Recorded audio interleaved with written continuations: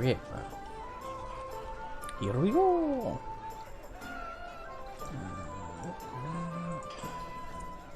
Make that quote and get copyright struck by Alright. Nintendo. I would prefer not to be. Nintendo are pretty aggressive. Anyway, welcome back, humble adventurers, to the Call of Nordred campaign. In the previous session, in my tired state, I was able to keep alive during that. Righty-roo. Double check everything. Okay. So, in the previous session, you all met up with Lord Farian and the Lady Lionel and her younger brother, the now Lord Lionel. You all had wondrous, fun hijinks with them. You spoke with them, conversed with them, and formulated a strategy and a plan for which you are all going to move forward. The Lady Lionel will be taking a small group of her elite force straight to the capital city of Northholm, where she will aid in the resistance there and hopefully retake the city. Meanwhile, you and a large contingent of kobolds and Lord Farian's forces will be making for a full march towards the Aerie, the home of the Aura House. You also learned much about the Aerie, that the nation's royal, essentially, vault is held there. Many artifacts through the centuries have been stored there, some by Wolfric himself, some by his descendants, and there is countless numbers of potential threats within. Thus, it is the highest priority to take the Aerie over Northholm. And additionally, you also got in contact with a certain young kobold's human parent, to which you had quite the educational experience about some ancient history, including that of the prime evil, who you all speculate to be the quote-unquote man you encountered before. Am I missing anything? I think I got everything. Yeah, for the most part, that seems to be it. Right to me. Alright, well, believing that I have covered everything. The flashback with Decoria, the flashback with Rokan, was that last time or was that time before? Like, was that last session or was that the beginning? Was that the end of the previous session? No, that was last session. Okay, so I'll have to add that in the recap.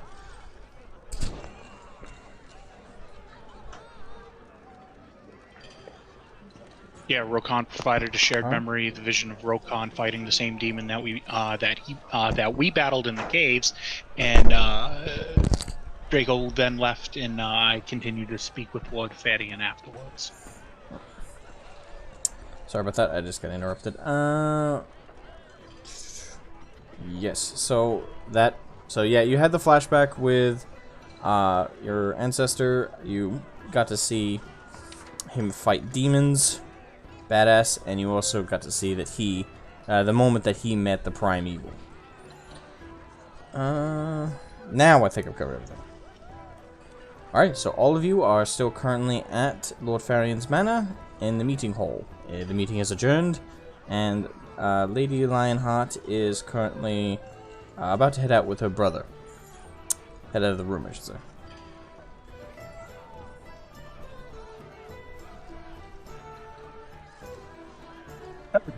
So.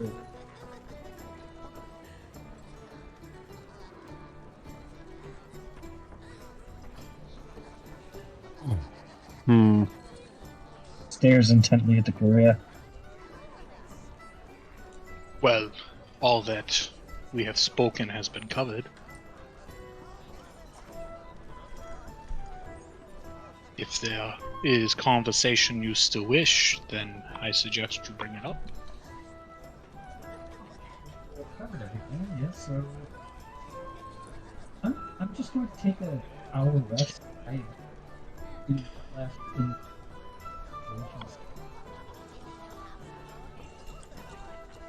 Legend, you sound a little far away to me. testing, how's that? A little bit better. Alright. I just need an hour to go sit down, prepare something, and then I'll be ready to prepare to head out with forces.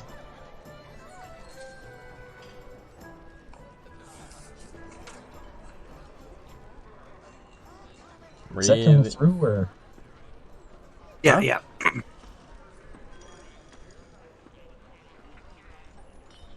Alrighty, then Landrin is going to go sit down for an hour to use his arcane recovery.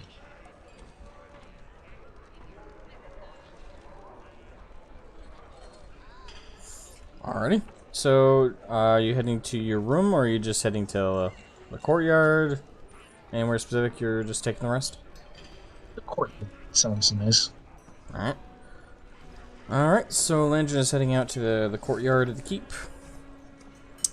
What's everybody else doing for the next hour while he rests up or relaxes?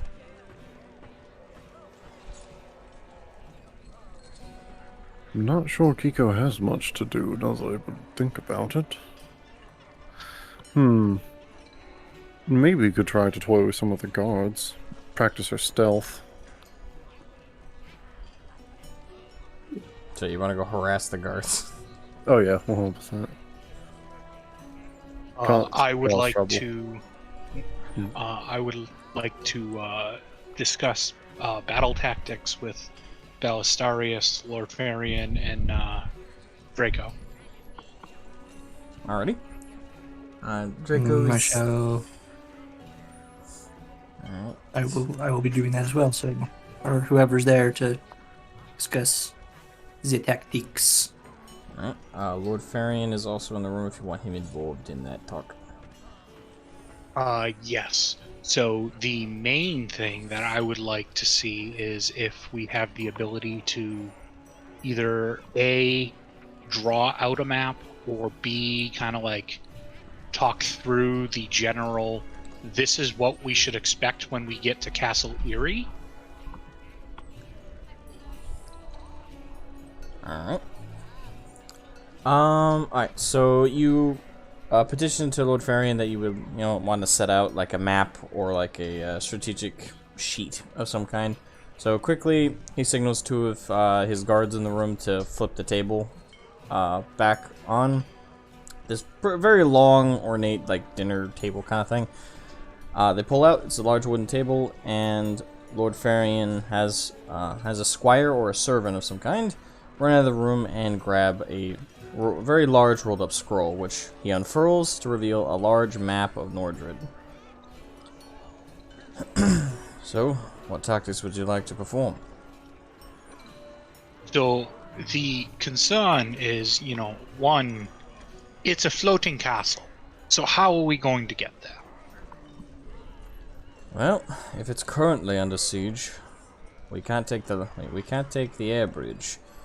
It's a bridge that's held up by several sorcerers around the clock during the day. Thankfully, they don't have to expose much magic due to the mana pearls. Large gemstones that, well, there's 4 of them. 2 at the entrance towards the ground, and 2 at the entrance actually into the Aerie's walls. They both can, as long as mages guard them, essentially, occasionally recharging them with their energies, the bridge stays up. It's a translucent solid way to walk up to the Aerie's entrance. However, if they're currently under siege, I guarantee you, Lady Aura would have had at least all of them destroyed, if not deactivated. The only other option at that point is teleportation. Of course, I do not have a scroll of such to get in. This is when I would kind of turn to Draco. King Draco, I understand that your geomancers have left, but do anyone in your retinue still have the ability to cast fly or perform other similar simple teleportations other than what your wife is capable of? Small-scale teleportation is capable by some of my advisors.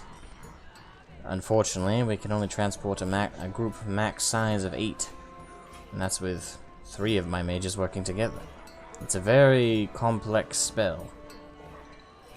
But at least that one doesn't require a rune for us to teleport to, unlike my wife's spell. Now, that particular teleportation, is there a range limit that is put upon your mages? Unfortunately, I think it's around 200 feet.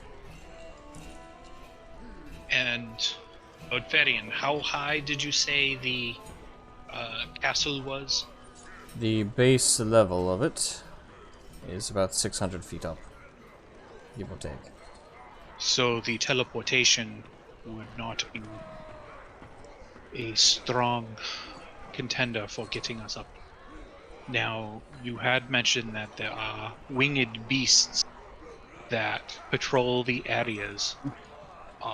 What would the likelihood of us being able to subdue a few of these creatures to be able to fly us there?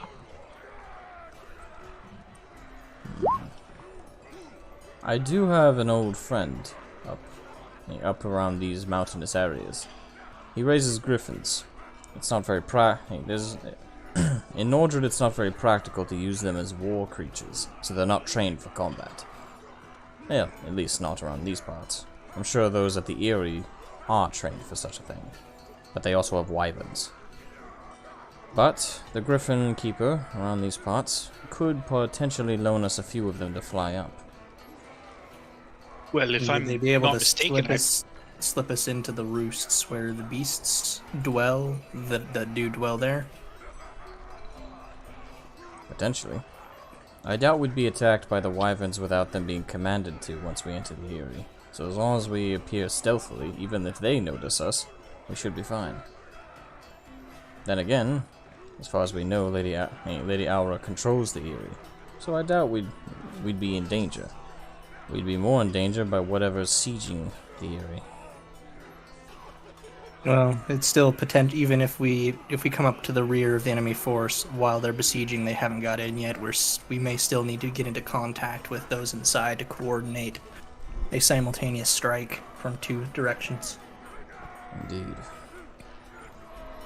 Try and catch them at a pincer before they have a chance to withdraw. As you know, maintaining a siege with the enemy behind is nearly impossible, especially for such a formidable fortress. Indeed. As it stands right now, with the force that we're going in with, hopefully, we stand more than a chance to pincer this army, whatever may be sieging them.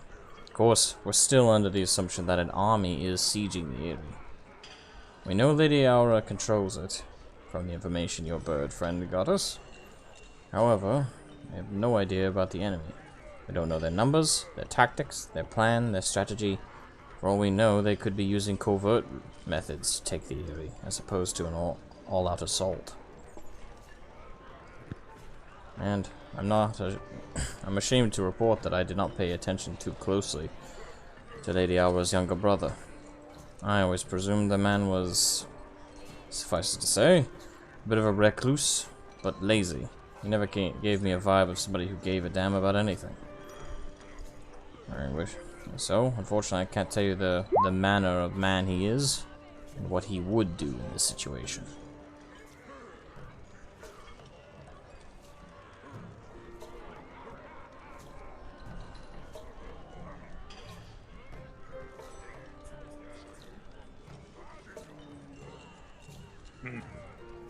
It's got to be worried about it. this is most troubling. Not knowing the exact numbers of these white tabards are concerning, to say the least. However, I believe we should have the ability to surpass them with numbers. With any luck, that's all too true. However, to my recollection, you were quite capable of dispatching many of them on your own before providing an escape route for us. So the strength of their numbers may not necessarily be the end-all be-all. Sure, they may have numbers, but their fighting prowess may not be as good as ours. Of that, I'm in agreement. Though, it's still the mystery of them. They clearly don't belong to any of the houses, so there's that. We have no idea how they got into the nation. We have no idea who they serve, nothing. In terms of the pieces on the chessboard, the white tabards are the strangest. And... Are they? I mean... I suspect when the we think Khan of- in this, but... Yes, that's my thoughts exactly. I was suspecting that, given the greater demon's appearance, making reference to the Khan, and now all of a sudden there is a new band of warriors that are not named, nor do they bear any house sigil.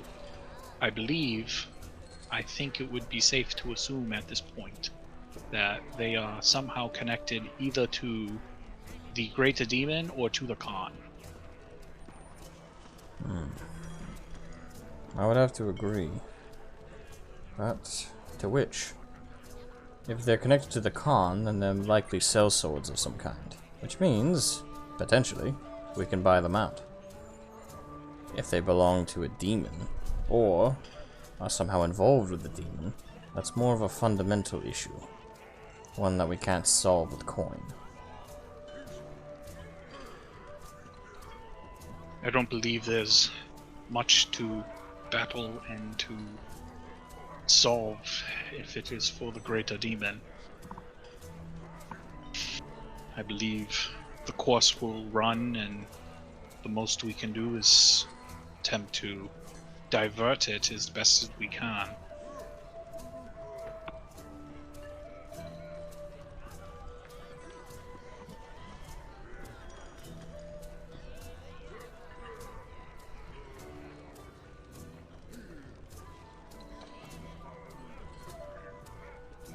So, how far is your companion in the north from Castle Aerie? Well, he's much closer to where we are now. I'd say he's just down the road. Technically, he's part of my house's land, but a few years ago, I gifted his family a little small plateau. And he gestures, I walks you guys to, like, the doorway that enters the hallway and out the window. A little bit up the ways there. It's a small cave system. He doesn't exactly live in a house. Strange fellow, but... Druid, I take it? Huh?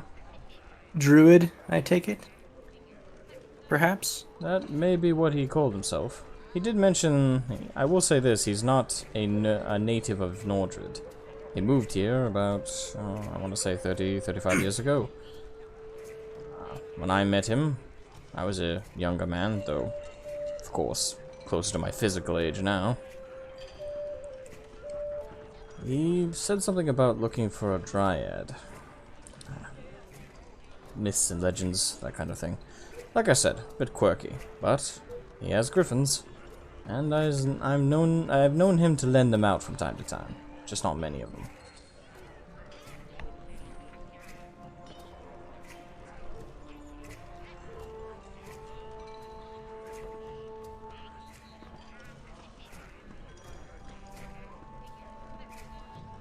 Hello? Yep. Okay, Yeah, I thought I lost connection. So I'm just thinking. So I believe we have the majority of what we know down in plans. Hopefully, we can catch them still outside the Aerie. If we move quick. Quickly and with fire in your hearts.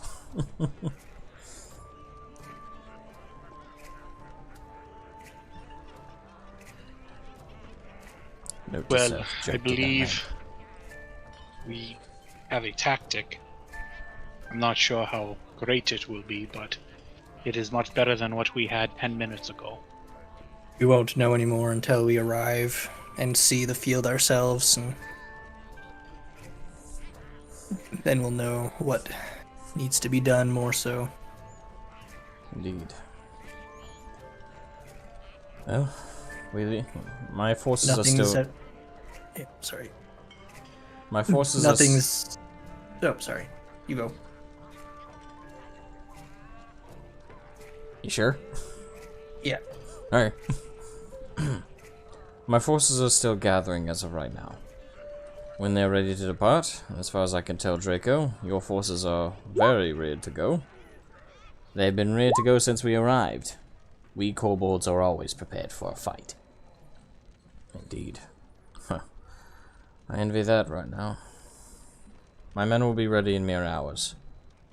I suggest the rest of you take the time to rest, prepare yourselves, shop around in town if you're looking for something specific to help you on the journey.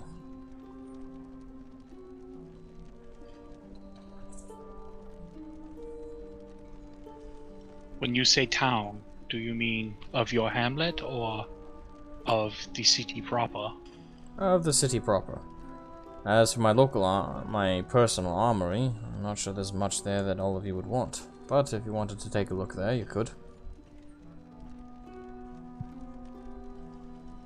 I would not be opposed to taking a look. Very well. You'll find it on the second floor. It's guarded by 2 men on either side of 2 fairly regal iron doors.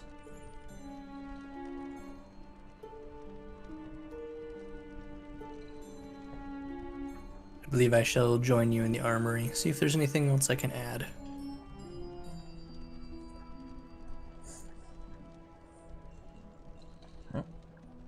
Alright, so at this point Draco hops down from the little stool he was standing on to see the map you guys were all going over. I will return to my forces and ready ourselves. There is one last question I had, Lord Farian. Yes? Will you be joining us in the subterranean route to our destination? Or will you be marching up top? My forces, I don't know if they would be very comfortable traveling underground. So, we'll be taking the up route. Very well. We kobolds will rendezvous with you at this Aerie. Well, good luck, my friend. As to you. Alright, Lothlorien bends like at a 90-degree angle and shakes his hand. And then Draco waddles out of the room.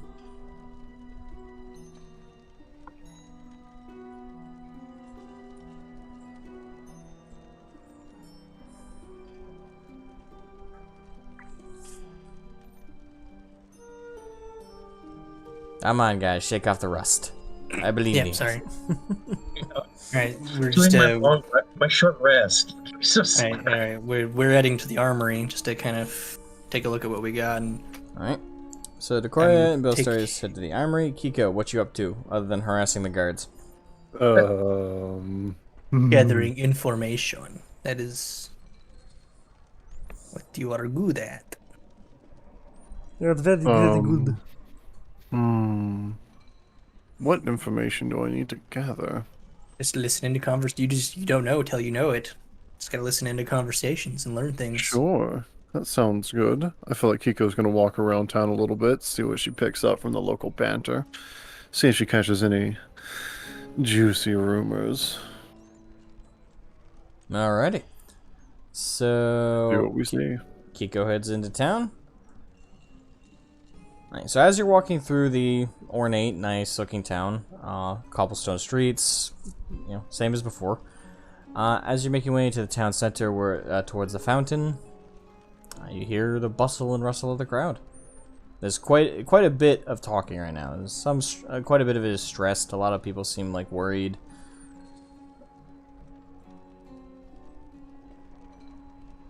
Kiko is definitely chewing on another apple that may or may not have been stolen.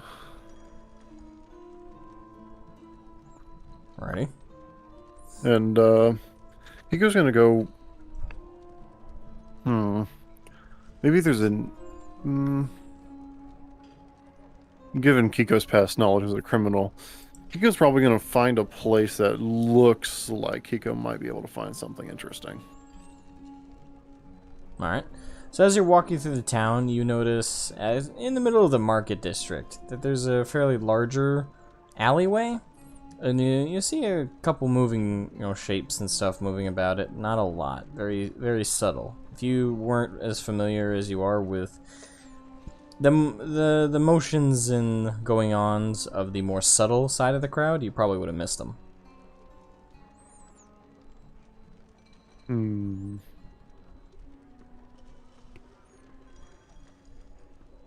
Kiko's going to approach, kind of see what's going on. Alright. So so Kiko begins to approach the alleyway. Roll me Initiative. You may want to take that laugh back. Oh no. Roll me. What would this be? That's a surprise. So I don't think you. I don't know if your reaction. Roll me a d20, just a d20. A d20. Yeah, Oh, no. because it's more. I just want to see what you're like. If you would react in time for this. Probably not, but we're gonna see. 3. Probably not. All right, roll me Constitution saving. Oh shit. Okay. Yay with that 0 con. 16. All right, I'll say that's enough to stay conscious. So all of a sudden, you feel this massive, this wood on skull whack at the back of your head. You are still conscious, but you are knocked prone. Yep. That's it. And you hear the shuffling of about 4 different pairs of feet around you, and one of them grabs you by the hood and starts dragging you further into the alleyway. Yep. Ow. I made a mistake. And as they're dragging you, all of a sudden one of them throws you against one of the walls. So looky what we have here. Well, how are you, little birdie? Snooping about, are we? Alright, so as your vision's kind of blurry and you're still kind of shaken from the impact of the smack across your head, you see before you all 4 of these guys appear to be in their adolescence. They're teenagers at the oldest. The one that's talking to you right now, he's got a little bit of peach fuzz on his chin. They all are dressed in like black or dark robes, very tattered. You can tell these guys are from the street. This is where they live. They live in the streets. And the youngest homeless one, people. Yeah, the youngest one has completely obscured their face and their hands, but they are about you want to say about just about 4'6", maybe just closer to 5 feet, but not quite 5 feet tall. You know, but there's much better ways of greeting people than with a board to the back of the head. You know, we would want to greet people. We would. But you'll notice we don't have any throw pillows around. Now ask again, what you doing around here? Witty as you are, poor.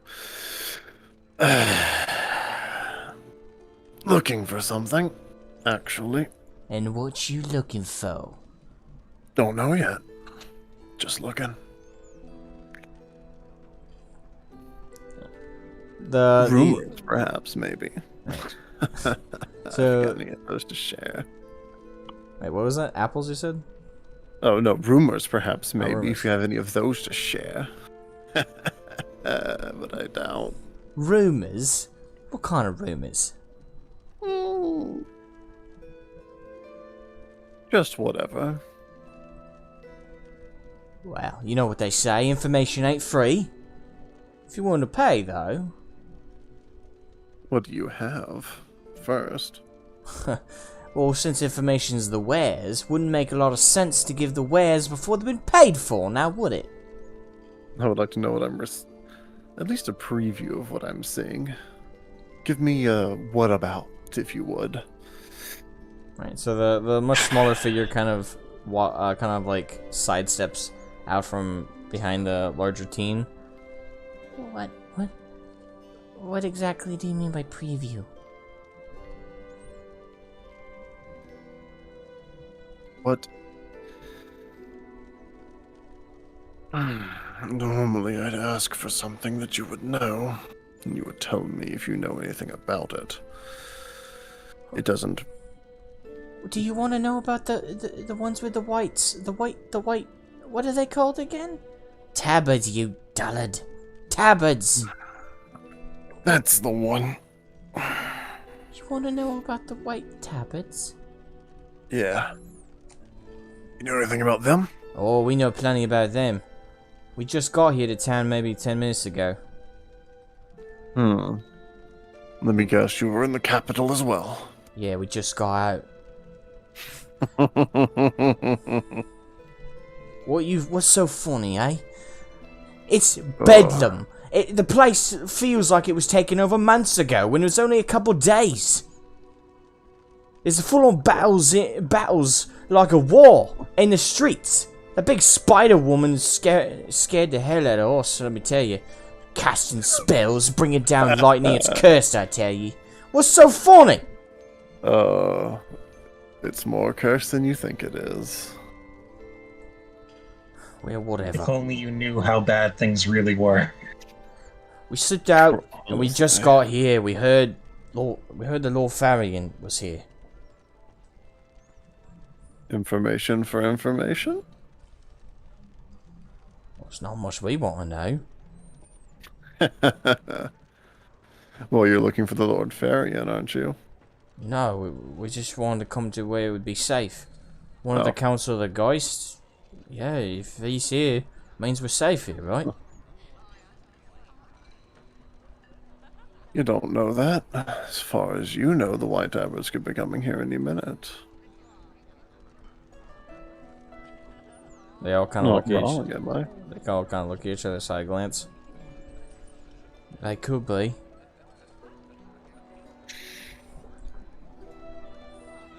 So, information for information. You tell me what the White Tablets are up for, and I tell you a safe place to stay.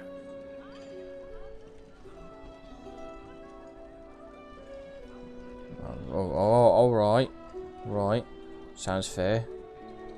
What you want to know exactly about the White Tablets?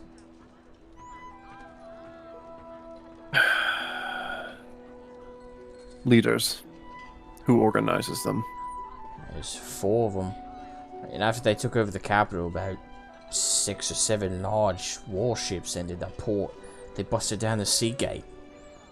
Hell, the entire west port is just nothing but their ships right now. They stormed in. Hundreds of them. Even more. As for leaders, while we were there, we noticed like 7, 8 of them that seemed to command the rest. Only 2 of them we saw their faces.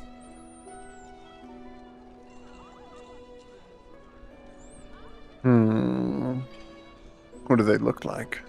One of them was a dragonborn lad. What colour was his scales, mate? I think they were yellow. No, you dullards, they were gold. They were gold? What are you insane? There's a thing as a gold dragonborn. Whatever, yellow, brighter colour like that. And the other one? You said there was 2, right? Well, the other one... Well, they're either half-elf or elf. I think they're full elf. Those ears were pretty big. Yeah, whatever. Knife-eared bastard of some kind. Another one.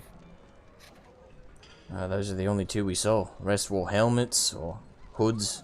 Things we couldn't see. I will say there was one scarier looking guy, but he wasn't in armor like the White Tabards. Oh. It's some priest of some kind who walked off the ship at a full escort of like gold armored knights. They all seemed rather zealous. comes out, stands on some big pedestal, and starts making speech with some gemstone in his throat, echoing across the whole town. Talking about how, oh, if we surrendered, the holy grace of some god they're talking about would be blessed upon us, yada yada yada. It was all a bunch of tripe. We all knew it. You catch a name? He said, what did he say? I think he said, Pope Dayton? No, it's Dylan. Day something. Does Kiko by chance know a Pope Dayton or Dalem or anything that begins with a D? Roll me... That'd be history, wouldn't it? Does it count as history if it's like modern history? Yeah, it probably does. Roll me history with advantage, and I'll explain the advantage why if you roll well. Huh. Good luck with that. It's with advantage, so if you fuck this up... Somehow you fucked this up, I'm impressed. Hey, listen. I'm a rogue. I don't pay attention to politics. Okay. Not normally. You Anyway. You have to tell other people. You vaguely recognize the tone, and being from the Southern Isles, you do know of a religion that is. You don't know the name of the religion, don't know what they believe in, but you've heard about a religion that has some kind of pope or holy bishop of some kind. And they don't reside in the Southern Isles, but they have quite a presence in the Southern Isles. They hail from let me double check. They hail from the Dracus Imperium. Dracus Imperium. I hope that name rings a bell at least. The Dracus Imperium is the largest empire in the world of Nordred. They are south of the Nova Imperia, and they are in an eternal war with the Nova Imperia. The Nova Imperia and the Dracus Imperium were apparently at one time one in the same. They belong to the same massive great empire, but at some point their king died, and he didn't name a successor, so the two princes split off. One of them took what would become the Nova Imperia, and the other started the Dracus Imperium. Oh. And you all can note that, because that is world history, so that should be common knowledge. Because it's not even ancient history. It's like maybe 2 generations, 3 generations back. Huh. It's just a succession dispute. Yeah. The 2 greatest empires on the planet right now exist because one split in 2. Oh. But yeah, the Dracus Imperium has a strong presence in the Southern Isles because they're the closest nation slash. If you guys actually look in world lore in the Discord, you'll see what I mean. Rezos is the capital city of the Southern Isles, so right next to it is the Dracus Imperium. I see. So the Orcus Imperium is where the Southern Isles is. It's the Dracus font. That's a D. I don't know why the font has capital D's look like an O. My apologies, but yeah, that's a D. So it's Dracus. Oh, I see. Dracus. I'm sorry. I heard it and it just went through my brain. Yeah. Like one in one and out of the other. Let's see. But yeah, that's the Southern Isles, right? The Southern Isles is Rezos, right there. Rezos? Yeah, you see the Oh, it's scorpions? neighboring. Yeah. Probably a series of like archipelagos that surround the mainland. Yeah, there's a bunch of small Big islands that surround that particular quote-unquote larger island. Wait a minute. Whatever that map maker just couldn't show that many, or I couldn't go that small. Oh. Oof. Wait a minute. So a priest from the Dracos Imperium. Words. Is here in Nordred. That's the most you're able to derive with a roll of 8 at best. I'm asking them. yeah, you'll have to tell the party and have us roll. Alright, repeat the questions. Read the question one more time, just so I make sure I'm answering it right. So a priest from the Dracos Imperium is in Nordred? Well, I don't know. The tablets didn't have any sigils. What about their warships? They were pretty big.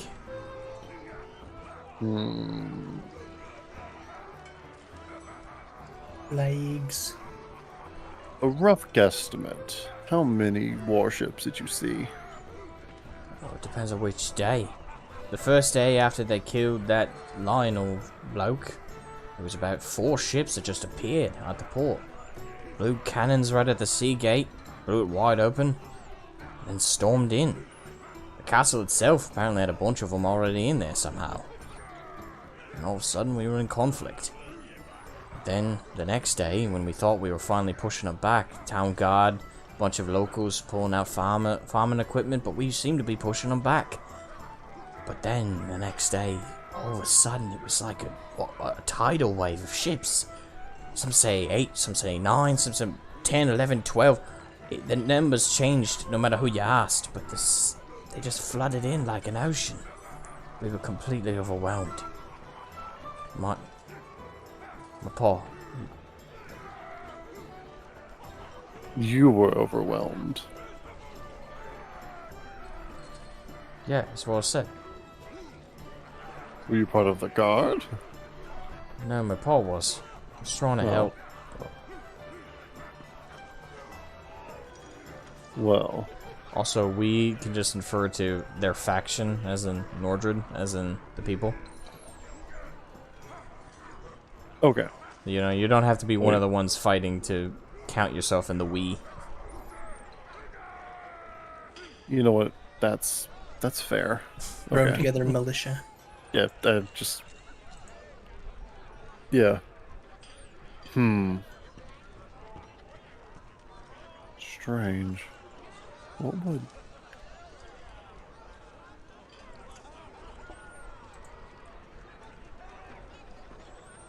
Pico's gonna like pause for a minute, just think. What would...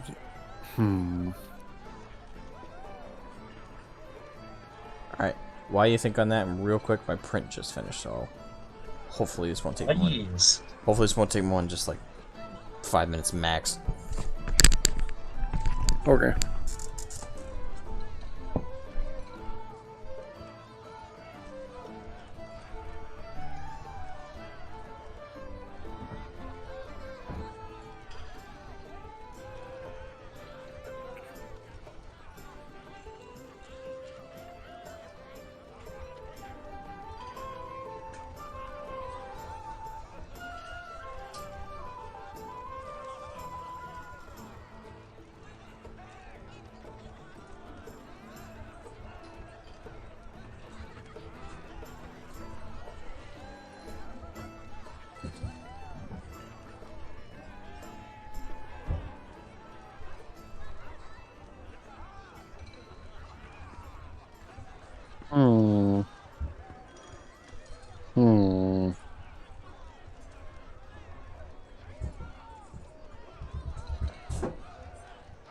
In the war between the Nova Imperium and the Dracos Imperium, was Nordred neutral? Was it being a neutral state? Don't see why they'd get involved. That would disrupt trade with one of them. I don't see why the Dracos Imperium would attack Nordred if they're already enemies with the Nova Imperium. Questions for Lord Farian. It's the. I suspect it'd be the. It's the church, so it's the religion might operate independently from. With its own interests. Maybe, but it is very strange still that a church of an Imperium is... You know how political the Catholic Church was during the medieval period, right? Fair. Just strange that, like even if it was just the church, if they're attacking Nordred, and let's say it's just the church, they're still from the Imperium. Like, it's like if... Well, you could say the Knights Templar were still like mostly from France, but they owed allegiance to the Pope, but not to the King of France. Oh yeah, but it would still create trouble for the kingdom. Whenever the kingdom's already at war, which I think, I would assume that the Pope would, know that. Well, yes, but they have their own interests.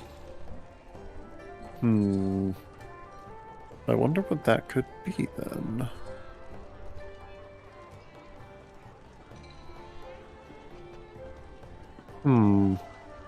There's the might- possibility that they just want a country. Possibly. Powers for power's sake is Or no, a very old motivation. It's not just power for power's sake. It's like they want their own holy church land separate from any temporal powers. Like what the Teutonic Knights did in what's now Prussia.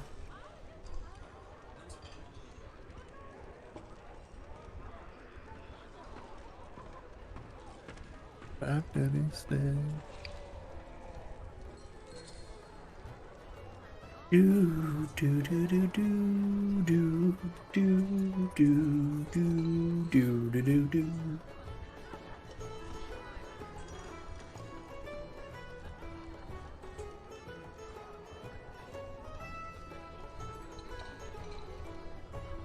What could Nordred have done that made the church mad at them? Weak. Or It just showed signs of instability and weakness, and the just power struggle vacuum. They, trying to insert themselves. I wonder if the Khan tipped them off. It was just using them as a decoy for something. Radiant weapon. That leaves a Turns- question on what the Khan's doing then. Well, I guess we're still asking that question. I guess we've been asking that question, But that's besides the point.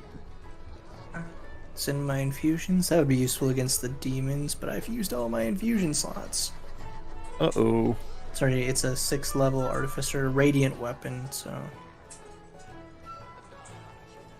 I think it adds radiant damage, so +1 bonus to attack, damage rolls while holding it.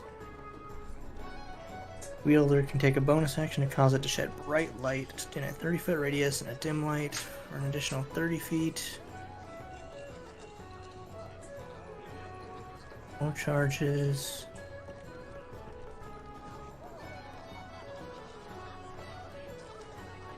Dumbass mode engaged.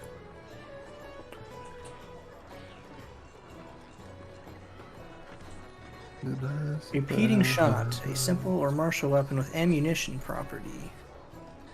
Ooh. It doesn't have a level limit on it, but basically use an infusion to make a weapon, so it gets a +1 bonus attack and damage rolls when.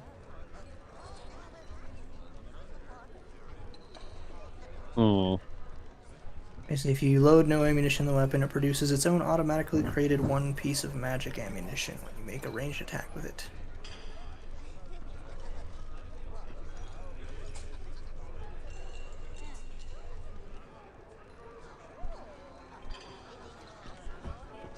Replicate magic item. Alright, so I underestimated the sheer number of supports on that, so that'll have to wait till later. Anyway.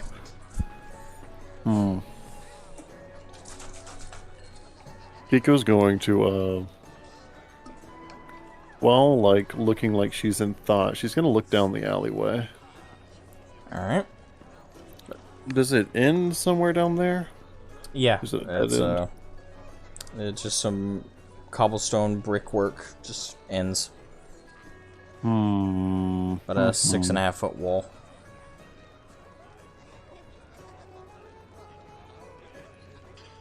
There's a bunch of boxes and stuff laying about. Any of them stacked up in front of the wall? No. No. kind of just periodically spread about. Are any of them stacked particularly tall?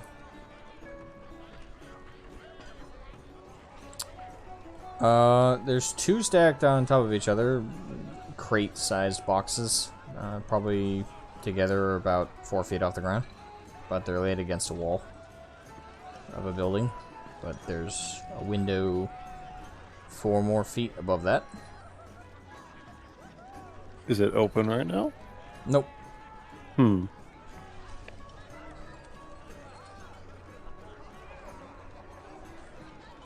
Well, we told you what you wanted to know. You're going to tell us whether we're going to be safe or not. Around here? No. You're going to have to go up towards... Oh, dang it, I forgot the map of the, By the way, I'm gonna send... Den? Yeah, I'm gonna tell them to go to the Lion's Den. Lion's Hole.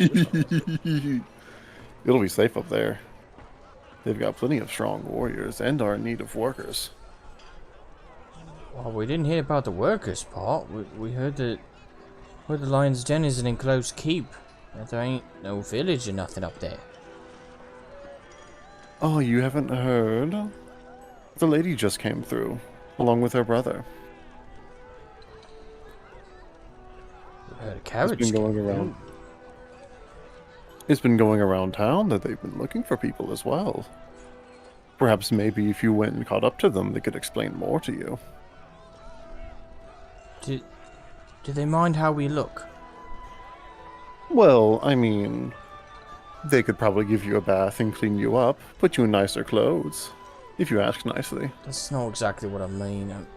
It's okay, you don't need to. Malay. Listen, if there's, let's say, a large gash in someone's face, stuff like that, they wouldn't turn them away. It'd still give them work, still give them something to do, right? I'm quite certain, yes, so long as it doesn't hamper their ability to lift things. He kind of, his face kind of really softens. Like, hear that, Malay? You'll be fine. And the small figured person kind of slouches back a little bit.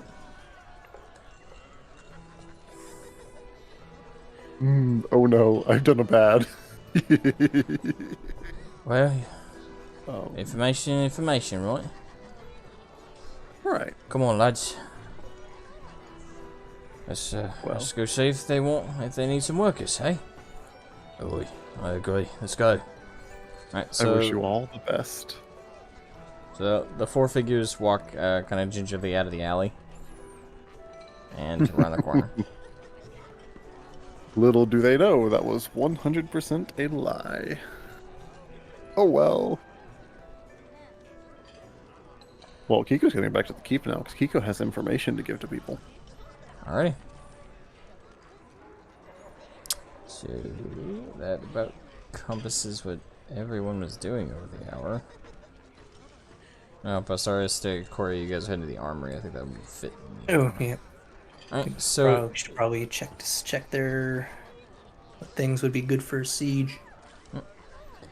alright, so you guys head down to the 2nd floor from the 3rd floor, and you come to these 2 double iron doors as was described to you by Lord Farian. And both the guards stiffen back up at attention when they see you guys going.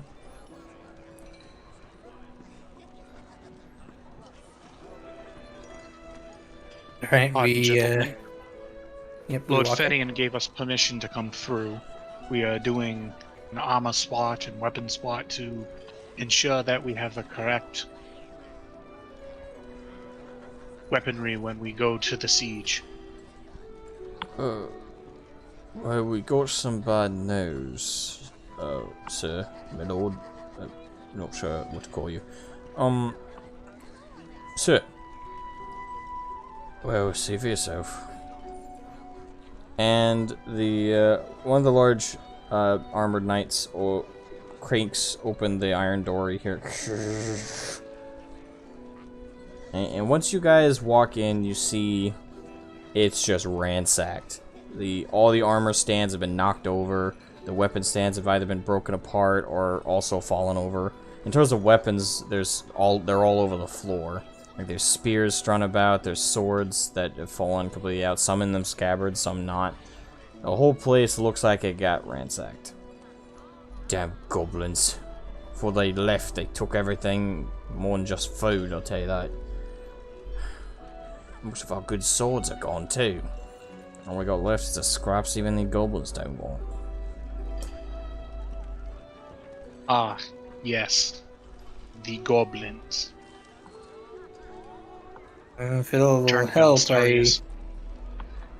Huh? The elite goblins. Yes, the Elite formerly elite goblins. goblins. Because they all got turned back after the spell broke. Now it turns like, well, I can't contribute much, but I do have some looted, not particularly great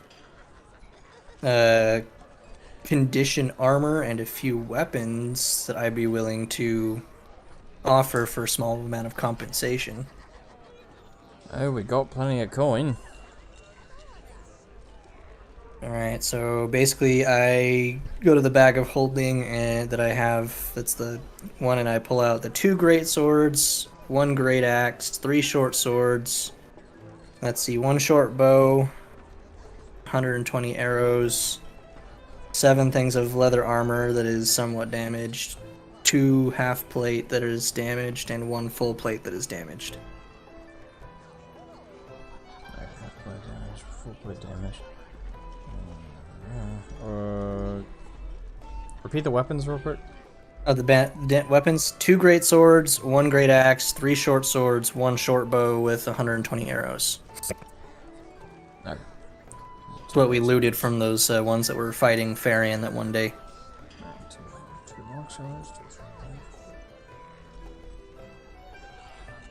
Alright, so for a moment the 2 knights listen to you go over the list. We'd be willing to pay 2 gold coin for the lot.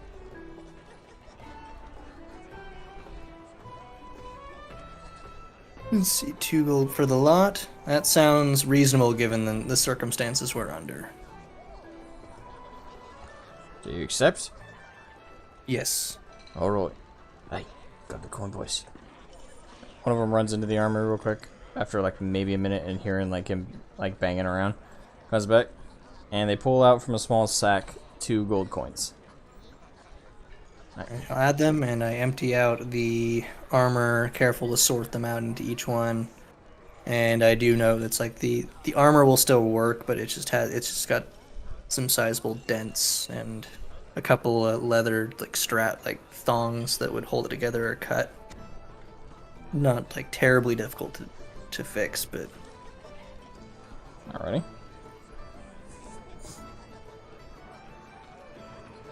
Alright, make sure to subtract all that from your inventory.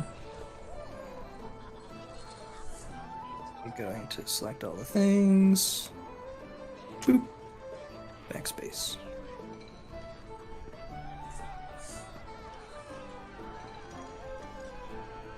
It's not much, but it's what I have on me. What do we have in the way of larger weaponry and siege equipment? Things the goblins wouldn't have been able to make off with. Well, in terms of siege equipment, we got about 6 catapults.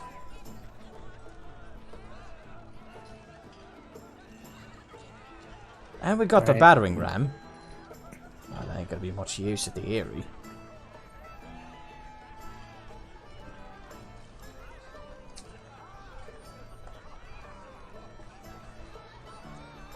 Like, may I take a look? Sure, follow us. Right, and the 2 knights kind of walk down the hall towards the stairs to go downstairs. Decor, are you following as well? I am going to speak with Lord Farian on the issue of the ransack. Okay. So, Starius, you follow the two guards. They lead you out to not the front courtyard, but to the back courtyard. And as you guys go around the corner, you immediately see them. You see 6 fairly large catapults, standard design of like that circular, like spoon shape.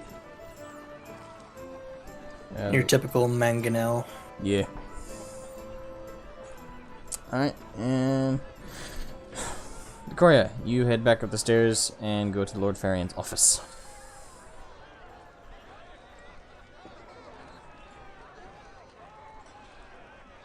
So, the concern of the Aerie is that it has been ransacked by the goblins when they had fled.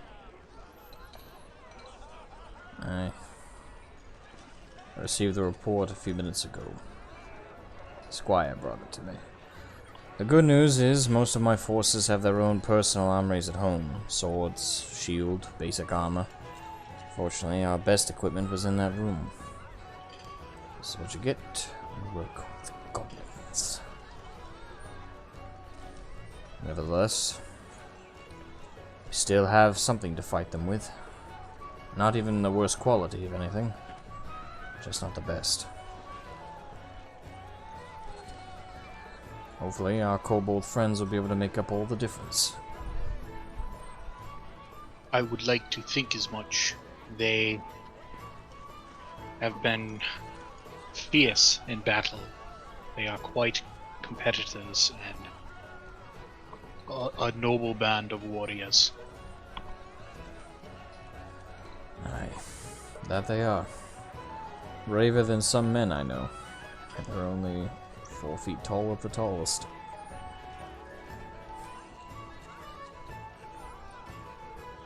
That they are. That they are. That's everything I had. Alright. So Belstarius, anything about the catapults you wanted to... Alright, I'm basically just going to be looking over them. Basically, they're pretty rudimentary, but because my specialty is artillerist, would I be able to, like, use... What would I, like, roll or do if I wanted to kind of look them over, maybe do some minor improvements? And I do have some slots for magical tinkering. Not sure what that would do. I didn't know that's tiny non-magical object. Dang it, that's something else. It would just be like physically tuning them, making some minor adjustments. What would that be for a roll? It would be an intelligence roll of some kind, I think. Is there a specific one that would make sense with, though? Not Arcana, for sure. Or would that be Arcana?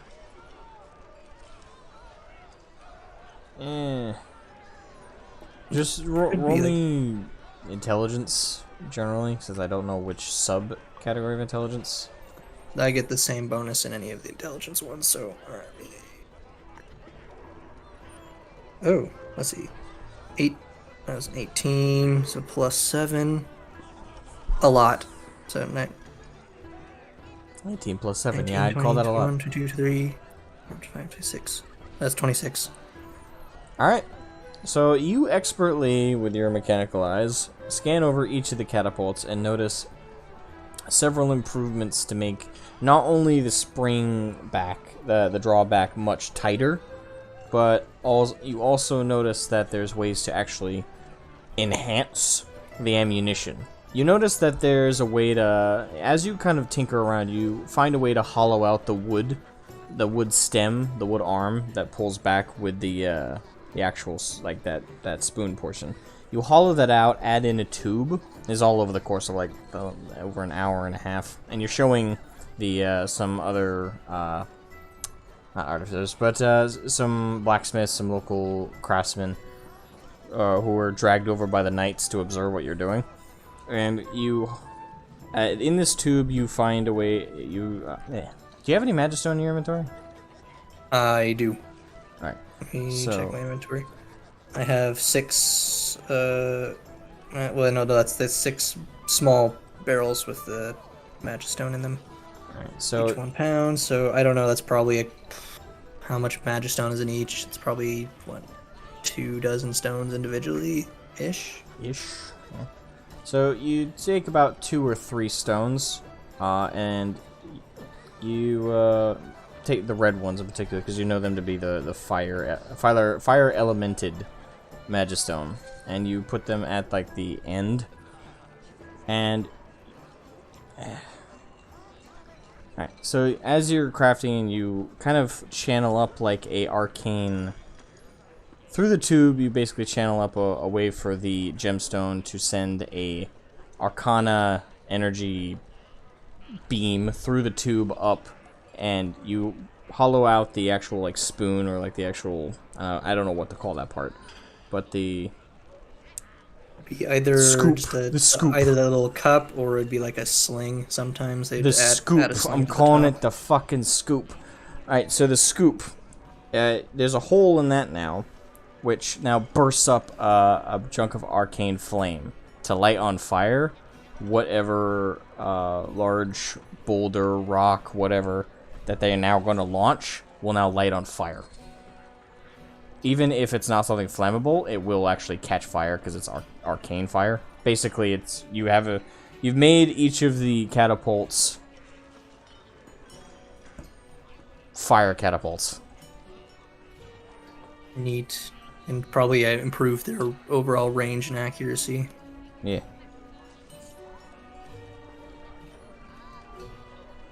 All the craftsmen watching you do this are all writing notes frantically, like Landrin.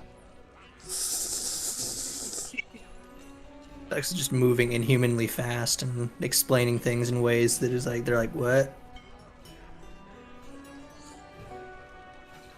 Alrighty, so gotta note that down. Catapults are now fire catapults.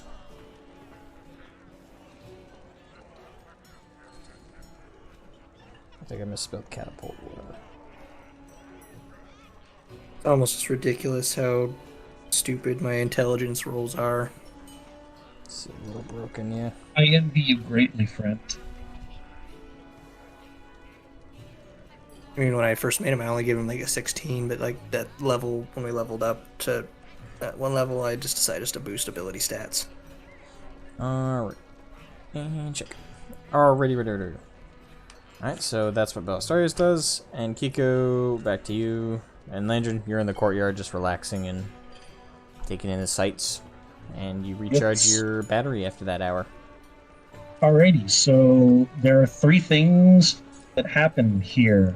Firstly, I'm going to roll 2 d6s. My 2 little items that recharge off d6s. My staff and that lovely major arcana artifact thingy. So the first one. Alright. D6. So long as I don't roll a 1, the staff is fully recharged. Alright. 6. So it's fully recharged. Fully recharged. Then 6.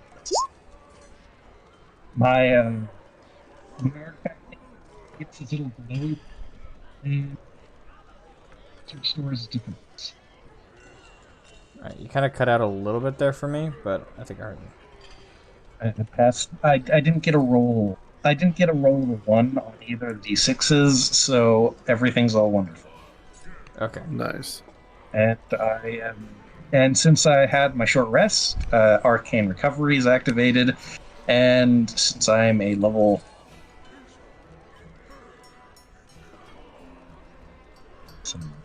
Yes, I can get up to a 3rd level spell slot back, and I'm going to use it to cast. You know what? Sending, because I have one last communication to give today. Alright, who are you sending it to? One last Nova, of course. Nova? Better be Nova. It is. You're finally sending a message to the woman that has your children inside of her? Oh, wow. Oh, finally. As opposed to the last Didn't know time it was where gonna have her happen. You sent a shit post to a demon. Yep. Yeah, Landrin. I don't say alright, I say yes, I make mistakes. I don't say listen, I say yes, I make mistakes. You know what? I don't fair. say no, wait a minute. We don't I make say, mistakes. I make mistakes. We have happy accidents. No, that was definitely a mistake. That was definitely an unhappy accident. Alright, so what are you sending your baby mama?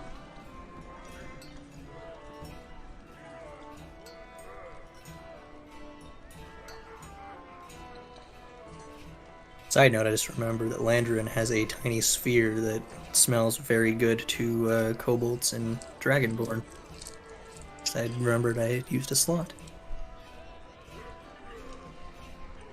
Completely forgotten about that. Same. I was just looking, I was like, what did I use my magical tinkering slot on? Oh.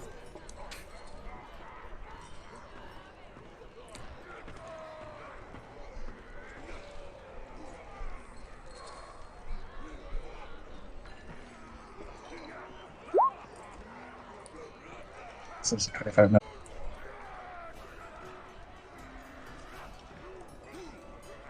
That was weird. What?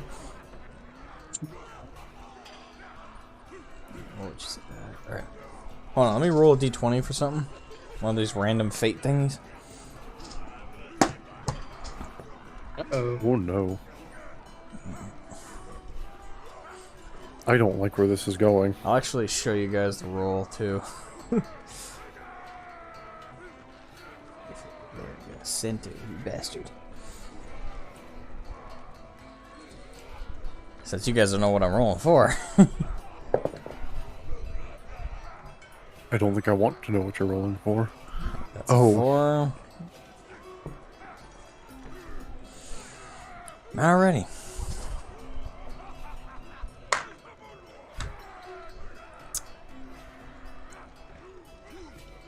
I'm gonna roll again. Because I don't like the result of that one. I say you are the DM. You don't have to. You don't have to roll at all. Yes, but if I don't have a little bit of randomness, it's not as fun for me. Alright, so Landry, you get after like a minute, you get a message back. Let me make sure. I'm double checking like the wording I'm going for here.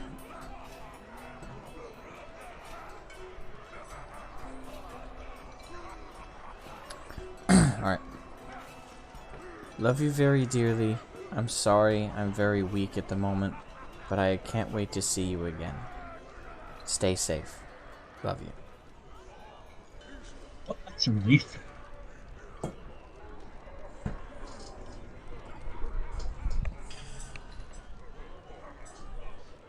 So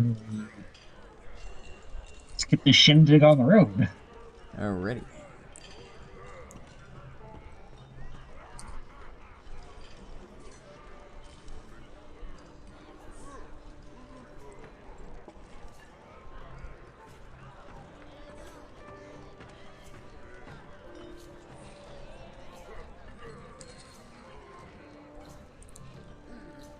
Hello? Yeah, I kind of expected people to start talking.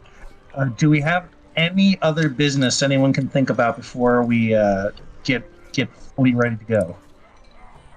I don't think there's anything else other than Kiko delivering his wonderful news to the leadership of our glorious army. Alright. Yes. We're being invaded by a foreign power.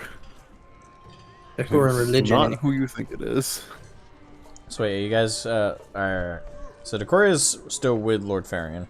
So I presume all of you want to go meet up with everybody? Yes. Alright, so... It's a good assumption.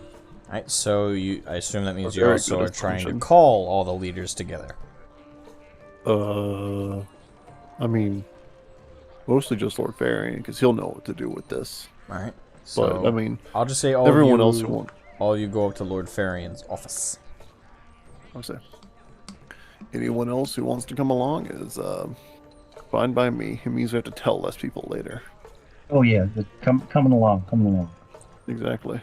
Come Yeah, we one, can- come all to our magical freak show. We had the hour, and I'm assuming we report back once we're done with our hour, so... Yeah. Alright, Oh. so, Decoria, you're playing chess with Lord Farian in his office when all of a sudden you guys hear, you hear the fluttering of feathers, the waddling of a kobold, and the clanking of a metal man. How majestic. Actually, roll me a d20 real quick, Decoria, just a d20. And I'll roll one as well. This is our magical Excuse menagerie. me. I don't clank. Oh my god. Oh, dude. I got a nat 20. Oh, no. Alright, so just as you... Posing. Just as the group walks in, Lord Farian checkmates you. Actually, I can do you one better. He manages to move his queen one square. Him the game. Guaranteed.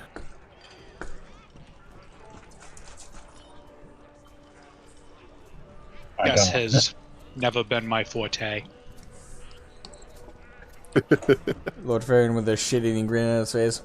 Well, I suppose we all have our natural talents. Comes with practice. That's And- 2 out of 3. Alright, it's at this moment Opens door. that the group opens the door.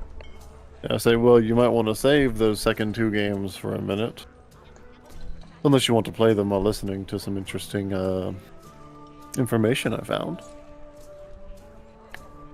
I suppose the information should take our full attention. Chess is a bit of a focused, retentive game. What do you have for us, my friend? Well, I have some information on the White Tabards, actually. Lord Farian sits up, kind of roughly. You do. Yes. How did you acquire this So- information? I have my ways. Also, eyewitnesses. Eyewitnesses. Either way. Yes. Either way. You're being invaded by a foreign power. Or Nordred is, anyway. Foreign power. And I don't mean the Khan, either. In fact, I think it's the church from the... I'm going to say the name wrong again, if I don't look. Dracus Imperium. Dracus. It's not... Okay. I believe it's actually the church from the Dracus Imperium. Lord Farian sits back and puts his he makes a fist with his hand and kind of puts it against his mouth as he like leans towards it. Oh, you heard me right. Don't give me that look. This situation is a lot worse than I thought it was. The Dracus Imperium. Or at least the church. We've never been on amazing terms with them. I cannot see why they would do this. This is well and above it. This is well above and beyond their standard behavior. I'll say, how Is it- neutral is Nordred normally? Between the War of the Nova Imperia and the Dracus Imperium, you bet your ass we stay out of that mess. We've been fighting a pointless war for over 200 years. Hell, if a river didn't separate their nations, they'd be fighting day and night. They constantly fight over the two great bridges that bridge their empires. Well, either way. For years, they've tried to get every other nation on their side. The Nova Imperium tells Corvona to send aid. The Dracus Imperium have petitioned us as well as the Nova Imperium. The only nation I think they haven't bothered to harass about aiding one of their claims to this mighty throne of the world is the Freeman's Island Republic. And that's because they're pirates. Not exactly gonna get them to help you. The Southern Isles, the Southern Isles and the Khan, on the other hand, I could definitely see you siding with the Dracus Imperium.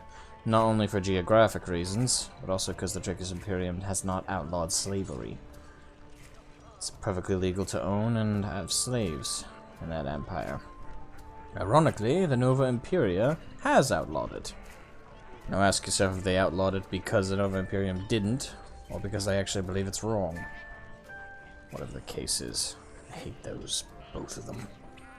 But I cannot see why Lord Henry would send anyone to attack Nordred. It's not advantageous to them. Corvona, maybe. Well. Attacking the northern part of the continent, where the Nova Imperia is stationed, they'd be attacking them on two fronts. But Nordred, we're landlocked. We're nowhere near. An entire ocean separates us and the Nova Imperia. So it's not exactly advantageous to take Nordred. Not in their conflict. This doesn't make any sense. Again, I don't know how separated the church and state are, but I do believe it to be the religious. Apparently they have warships stationed all along the coast now. Not looking too good. Did you get a name of No, but I have some any appearances. leaders? Something Pope? Well, you did get a name for the Pope. You just don't know much about it, I think. Pope Daedalus. Pope D. That's it. Pope Daedalus. Pope Daedalus. The Grand Eden's Holy Church. That's it. Maybe. Why would they want to take Nordred? Well, if you had a staging ground for a naval invasion fleet that was not that far away from the actual continent of their enemy. Because I know for a fact that Nordred is much, much closer to Corvona than the Dracus Imperium. Aye, but Corvona has a very good naval fleet as well. It's not like they'll take them in a day or even a night.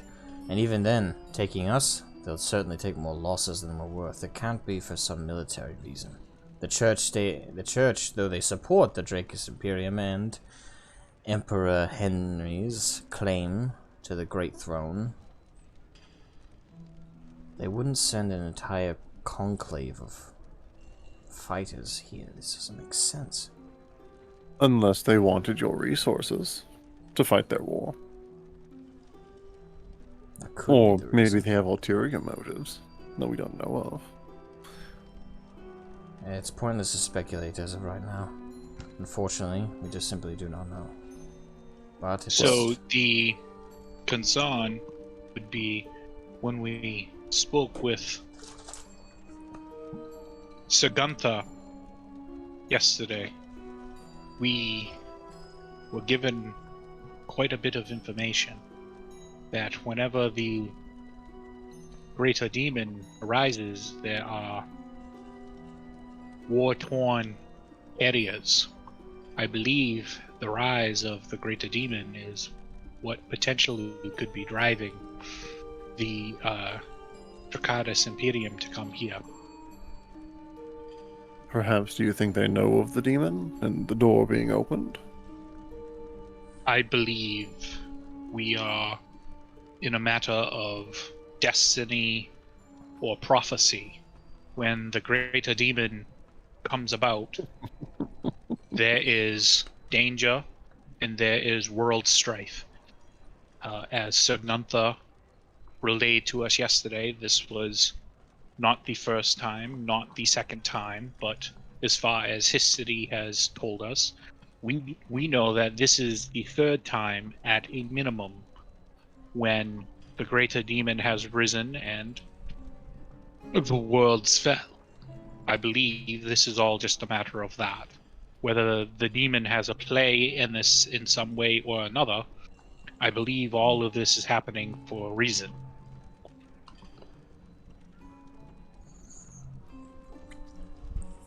It could very well be related to the demon.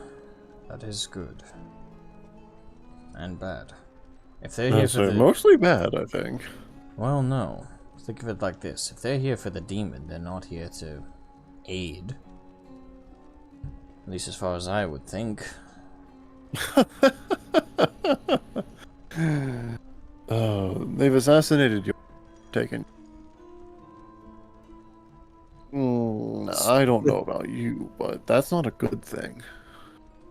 Those I've interacted with of these sort aren't exactly that logical.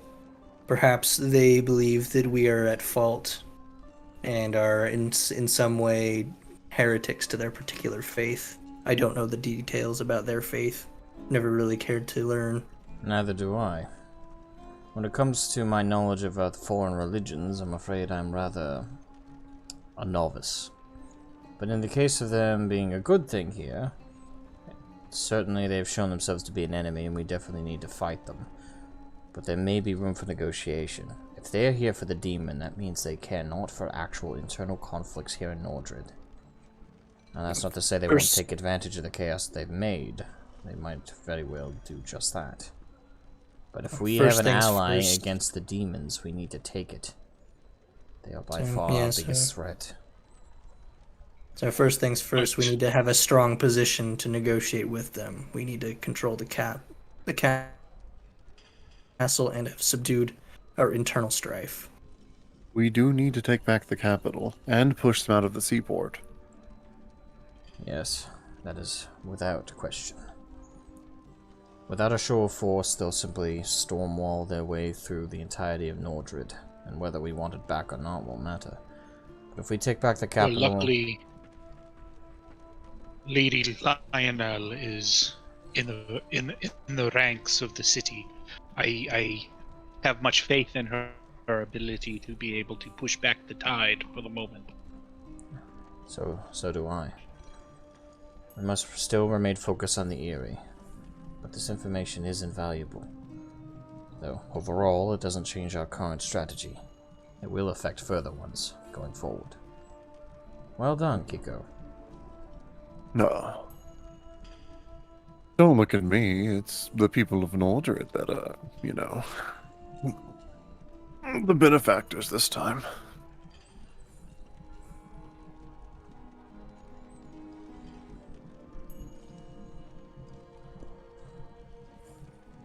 I'm only passing along information. Information that is nevertheless invaluable. True. But I'm still not the source of it, as much as I hate to admit that. Speaking of, what is your source? Funnily enough, some peasants that came through. Refugees? Correct. My men did mention that a few snuck out of the city around the same time they ferried my corpse back here. Yeah. They've probably been causing trouble too, as well. Well, I wouldn't know. In terms of reports right now about Basilisk's Den, it's a bit chaotic. Well, either way, I don't think you have to worry about them anymore.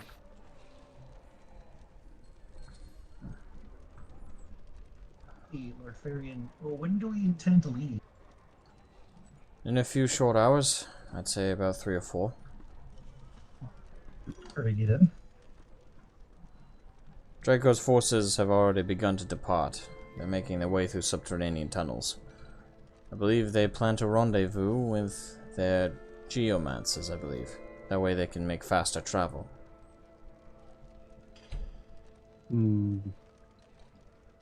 Lady Ruga is on the road.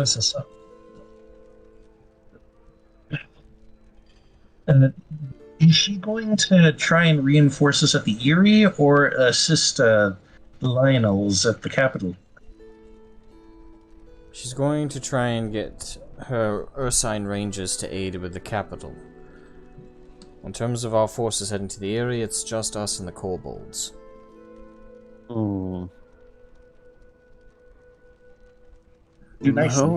How many forces does the Aura brother control? Do we have an idea? I don't know. Could be any number. It's possible he... It's... Do we know who's attacking the Aerie? Is it the White Tabards? We don't even know if it's under siege currently. Still must be secured.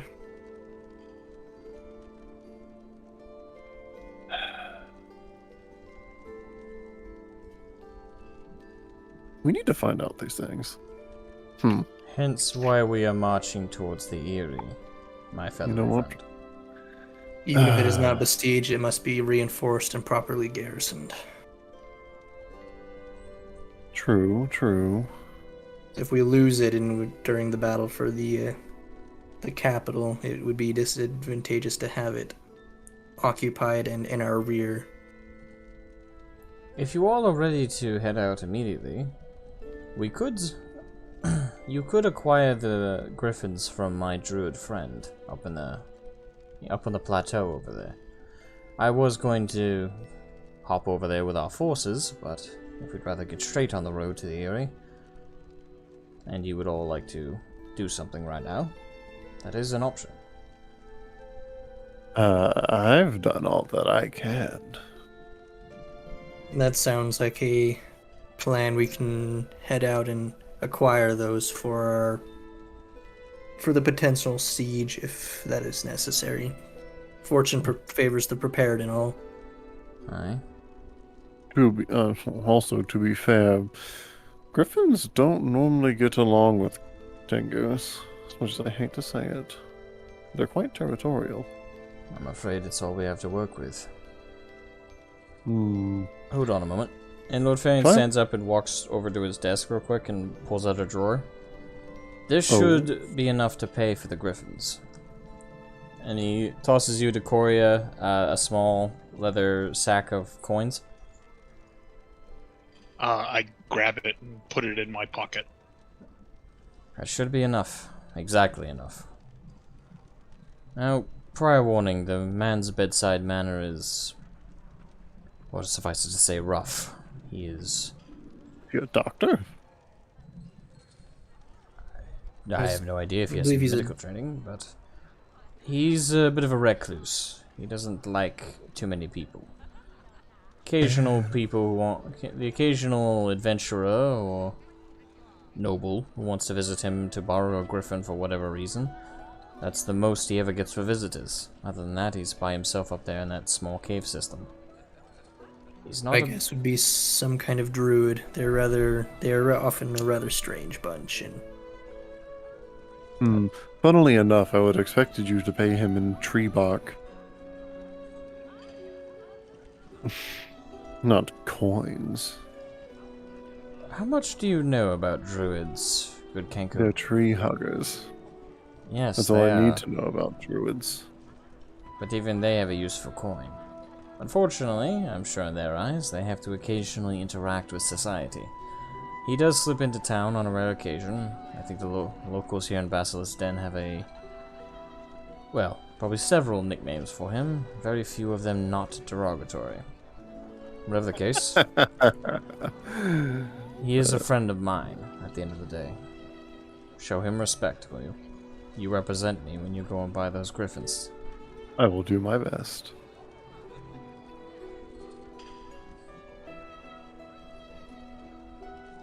sounds like a plan. Alrighty. So, you guys gonna head out to go meet up with the druid? That is the Yes, plan. let's go. Let's go meet with the crazy hermit person. That sounds like entertaining. Good idea. Real quick, bathroom break, because I really gotta go all of a sudden. Oh. Bathroom break, should 5 minute, 10 minute? That'll work. That's plenty of time to get a drink. 10 minute, everybody. Go! Hello, everyone. Welcome to the Hungwell Hamburger Halftime Show. I'm your host, the Hungwell Hamburger. Well, things are going to a rip-roaring start. Noah's not dead. I'm surprised he even rolled for that. Good God. But, yep. Things are progressing. On to war we go. Do you think we're going to have any of those famous Natural One training rolls on the way, or are they going to let poor Landrin just wallow in his low physical stats? You are literal magical artillery, so don't worry about that. Somebody will hold the kobold, point the kobold at the enemy, and then you let loose. I just wish my spell save DC didn't suck a lot.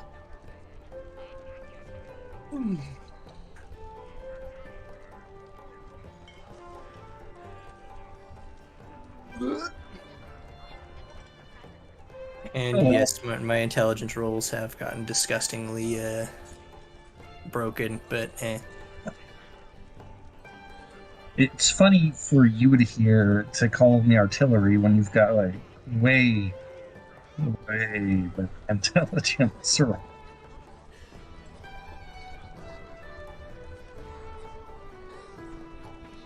yeah, lowest stat is charisma, and that's an 8.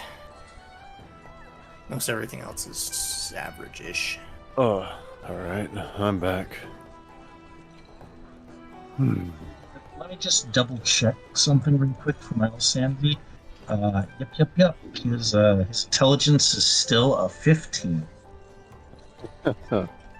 You're a smart Mine little is- kobold, aren't you? Mine is 18. It started out as 16, but that's like the last like level. Instead of taking a feat or whatever, I just bumped it up. I still. A Oh. lot of regretty spaghetti is happening over my. Oh wait, I did take shields for things with the history. This would be Whoops. this is 16. Cool. Oh. Also, check this out. Where So- are you posting it, friend? Oh no, I'm putting on a stream real quick. So I can show y'all what I'm seeing on my end. In my VR headset. Because I can do this within a game. Are you going to punch that poor gentleman over to the side of you? That's me. Are you going to punch yourself? It's a mirror. Huh. Punch the I mirror. could. But no, it's just... I get to be in a very pleasant little world. And, y'all can't see it, but there is a big, like, flat screen TV pretty much right in front of me. It's about this big. I got a keyboard down here. I can touch and do things. And it is great. And so I've just been sitting here looking at my character in the mirror. Is this like a tabaxi or something? It's a Night Stalker, actually, if you've ever played New Vegas. So Ah. rattlesnake, coyote, half rattlesnake, half coyote. Also, the NCR veteran armor, because why not? It looks So cool. those are white stones. Say what? I'm just trying to figure out. Yeah, there it is. I'm sorry, Landron, you cut out really, really badly. I thought I was seeing things like a crazy person when I saw the sigil on the back of your hand. But yes. no, I was like, yeah, that is exactly what it looks like. It's pretty close. I'm pretty sure the actual NCR armor has the double-headed bear on the shoulder. Like 90% sure. And Well, it doesn't. I'm gonna go pee, even though I'm the Hungwell Hamburger halftime show host. The Hungwell Hamburger. All right. Well, I should probably go. I don't like massively have to, but yeah, I'm gonna just get that out yeah. of the way. Sounds like a good idea. Thankfully, I don't have to yet.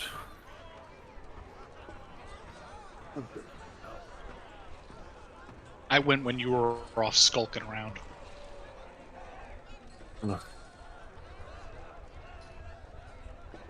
Oh. So what? The Gloria? I went when you were off skulking around. Oh, nice.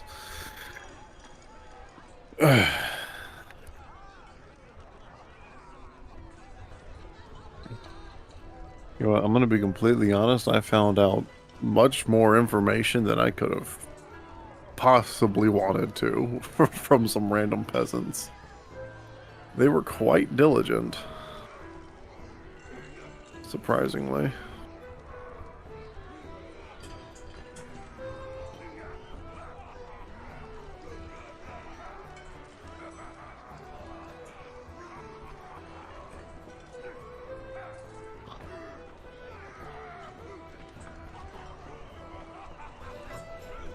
I'm gonna be completely honest, I didn't expect to find out so much information.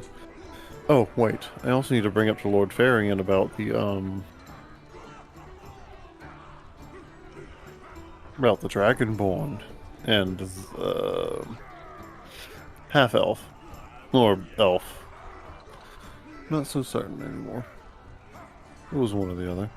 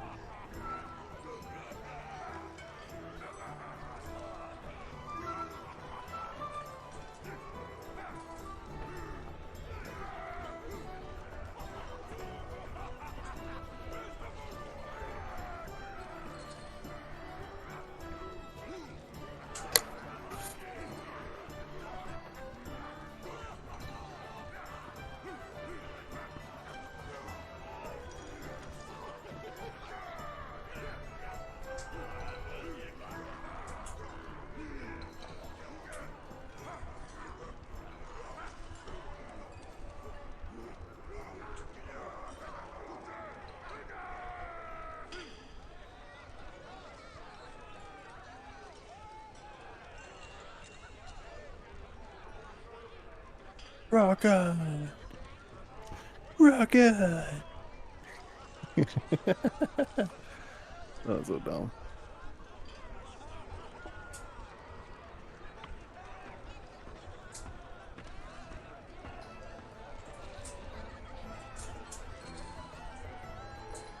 Alright, I'm back. Also, no, welcome back.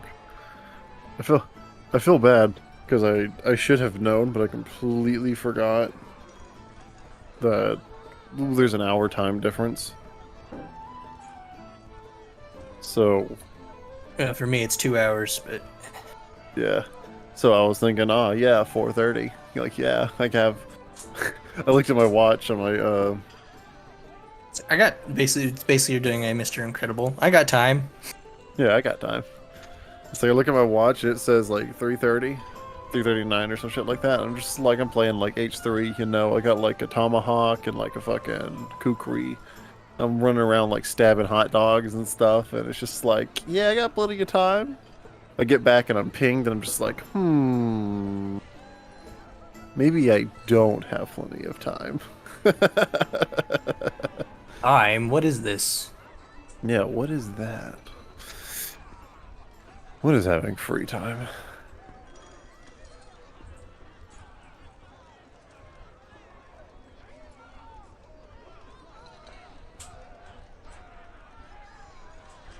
Oh no.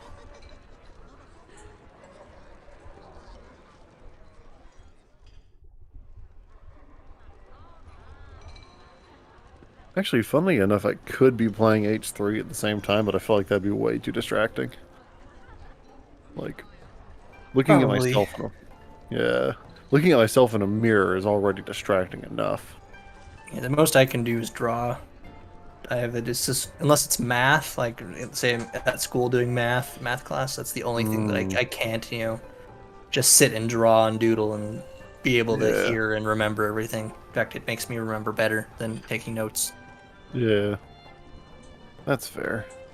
You ever like look at one of your drawings and like kind of like hear yourself talk like you were whenever you were drawing it? Or I look at a drawing and I remember a very specific, like say I'm watching a show in the background, I will remember almost exactly with the that part of the show. When I look at a certain part, it's like, oh yeah, that I was doing that particular thing when I heard that particular part. Yeah. It is a much more substantial memory link, I guess. Yeah. than taking notes. Because when I'm taking notes, I'm focused more on taking notes than I am actually, internalizing what I'm hearing. Unless it's math, because math isn't foreign language. Oh, math is a foreign language and a half. I'm a computer scientist, I'm and I not still can't do stupid. math. Yeah, I'm not stupid. I can do it. I derive no joy from doing it. Yeah. There's no like intrinsic link. No, man, I used to be like super interested in math. Like I was like super like, yeah, I wanna do all that fancy stuff and like math and stuff. But college killed me on that because I took calculus my first semester and it was just like, when did numbers have a limit? Help. Start, but you still didn't get to the point where it becomes not math and becomes magic. No, I got there. I think sums did that to me. Sums are magic. Highest I went was 1050 because I didn't have to go any higher. Oh, look at you. But yeah, I had to take calculus too, and that fucked me over hardcore. I was not ready for it. Because I thought calculus 1 was bad. Alright, I'm back. Calculus 1 was fine compared to calculus 2. Welcome back. Thank you. Yeah. The only thing I'm good at is art and history. History is easy. I've said it like 1,000 times with most everyone who's had a conversation with me, but I don't take. Anytime I took a history class, I took almost no notes. I'm good at 3D design, music composition, paper sketching for the most part. Not really.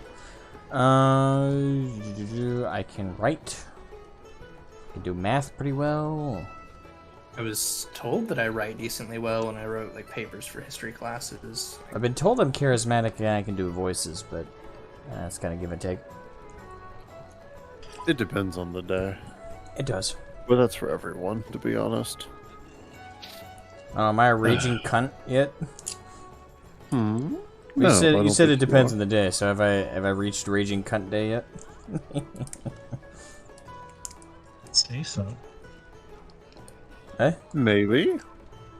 It's possible. Very rare as You the like to person go- hasn't reached that point at some point. Yeah. I know you like to go on rants sometimes. But if you consider that raging cunt, it's kind of low bar. I don't think I would. Alright, everybody back? Seems so. Decoria? Yeah, I haven't gone anywhere. Alright. Fair Alright, one. alright, so back on track. So you guys are now heading out to meet up with the druid.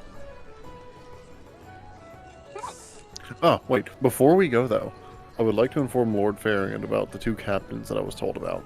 The Golden Dragonborn and the Half-Elf. Or Elf. Haven't figured it out yet. Either way, they're commanding part of the army. Alright. At the mention of the elf, there's a ping of familiarity on his face. Oh no. What's that look?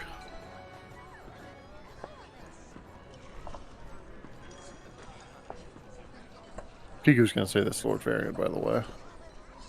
Alright. Second, she notices. It is... Something you wish to share with the class?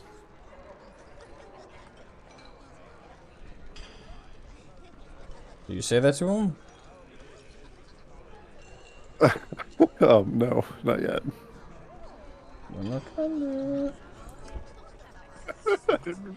Well, more polite version of that. That's Probably yes. Not worded like that. Definitely, I don't know how to word it. What But- can you tell us of them if you know anything? Yeah, pretty much. Something like that. Oh, no. If I'm the one who has to bail you out on wording, something's the matter. Listen, something is the matter, and I don't know what it is. But yes, something you know, Lord Varian. I do. I will keep it to myself. Oh, where's the fun in keeping secrets? It's not about fun. Ooh. Sounds like juicy gossip to me.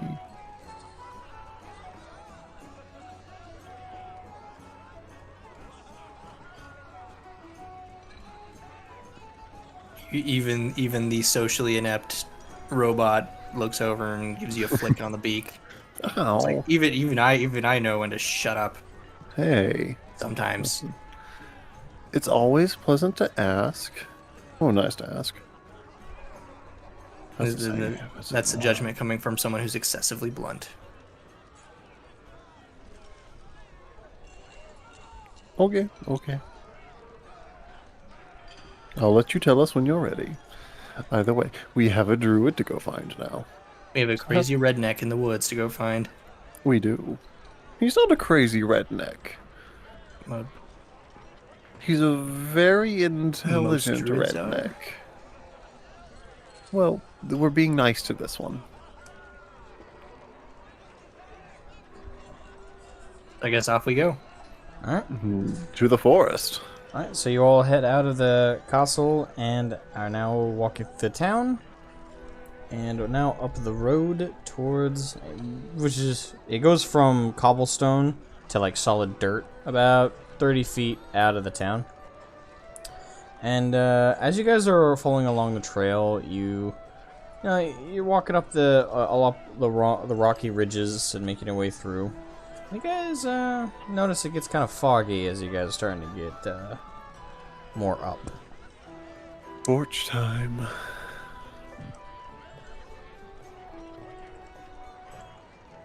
Alright, so at this point I'm going to ask all of you to roll perception. Grab my dice. Perception. Grab No the promises. dice that has been the more lucky of the d20s that I have on hand. Oof. I actually rolled at advantage and still was bad. You have Oh. bad rolls in general. Natural bad. one. Nat. Oh. Hey, Okay, so roll 4. Oh my 12, god, and then no! plus, what do I get? Perception. 15. Alright, Decoria, I need to change these dice. Decoria, you, I have a metal dice that's been giving me good rolls. When I roll from right to left. You alright, can so, change the color of your dice. Decoria, you rolled a nat 1, hold on, let me pull this up. Alright, so Decoria, Oh, no. as you guys are walking up, like, the rock ridge, you kind of looking around, kind of, at some point you kind of have, like, kind of mind drifts a little bit as you're thinking of something. And all of a sudden, you feel the earth give out on one of your feet as you took too far of a step to the edge of the rocky walking, of the walk up.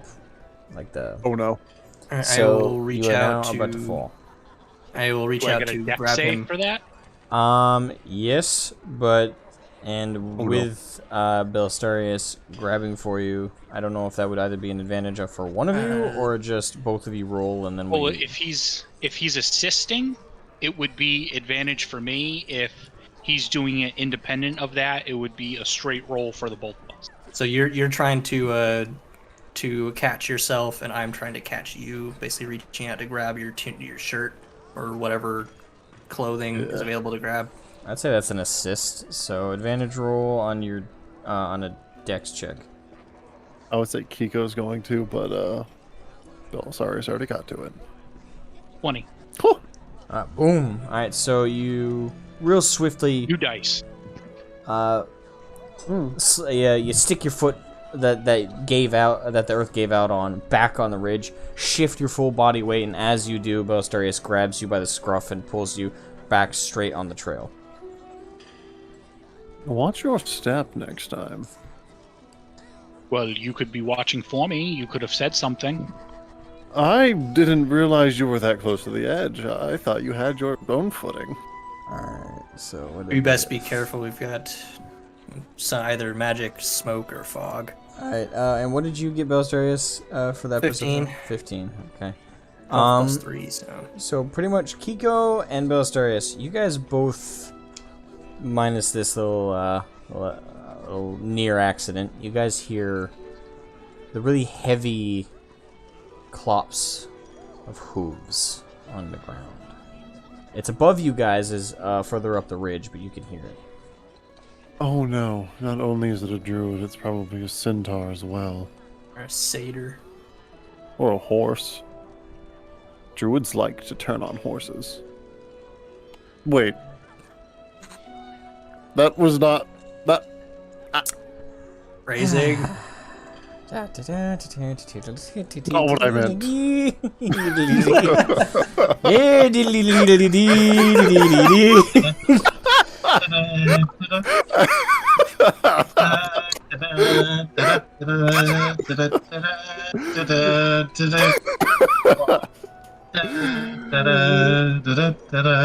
Oh no.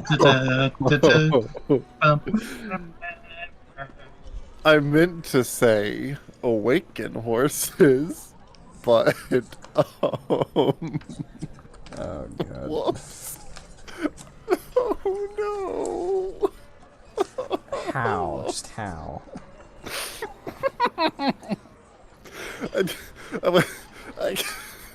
Can I be the one who has to point out that Kiko's playing an animal? Listen. You furry. Hey. Not the only one playing an animal, you lizard. Oh, shots fired. Yeah. Things getting racist up in here. I was in my mind I was thinking like, oh yeah, they're just gonna turn on their brain like a light bulb. You know, like awaken. Ding! You know, but like it just word. Whoops. But yes, we hear horse. Kids, Sorry, what did I miss? I grammar was is very important. briefly interrupted. Oh, Nothing's still laughing. nothing. Remember, kids, capitalization is the difference between helping your uncle jack off his horse and, well, we've already had this discussion a bit too long, haven't we? A little bit.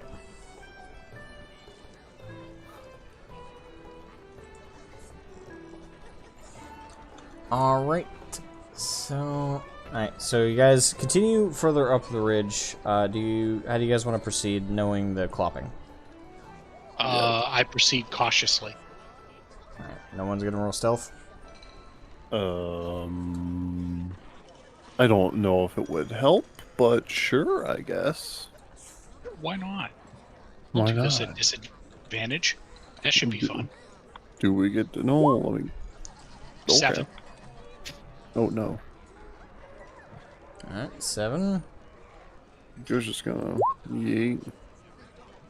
Ah, whoops. I think there's a cliff nearby somewhere. That's a natural 1 on stealth. Help. Great.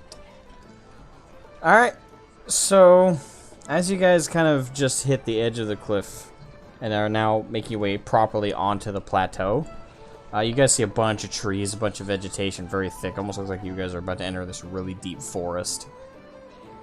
And as you guys get to the tree line, Kiko slips and smacks into a tree, and you all see the tree shudder.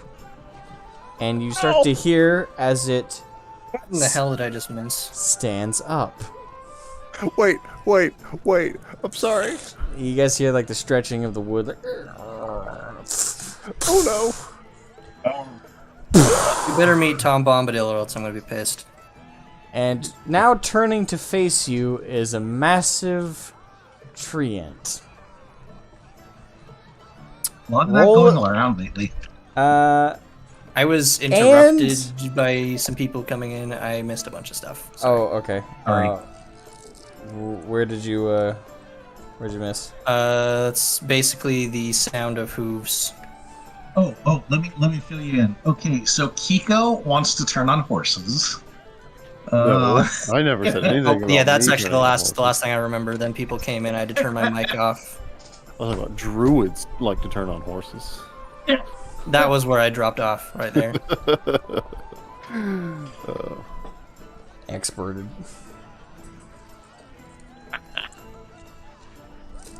But other than that, we kind of just walked up the path. And then Kiko rolled a nat 1 on stealth. Yeah. And just smacked into a treant. Bop. It's I'm sorry. you guys are about to mean hate to. me because Wait. at the same time, because you smacked a treant and disturbed it, it now leans back and makes this like really loud roar. Like and you now hear clopping of hooves. But not like horse clop, more like something big and heavy, and it's more than one of them. In comes 3 minotaurs. Oh no. All of you roll initiative. Wait. Ah! Oh no. And I gotta roll initiative for the 4 monsters you guys now face. You know, the messed up thing is I've actually been in this situation in a 2nd edition Warhammer game. It actually went pretty well, so I'm not going to check it out. Another natural 1. Dang. 16. Are you okay? You say you got a nat 1, Decoria? Yep. On initiative. So that's a 3. Alright, well, good news is, so did one of the minotaurs. So, as one of the minotaurs is charging forward, it trips and smacks on the ground. Which means he takes... Make sure I jot down all their health. They all have the same health, I just gotta repeat it now.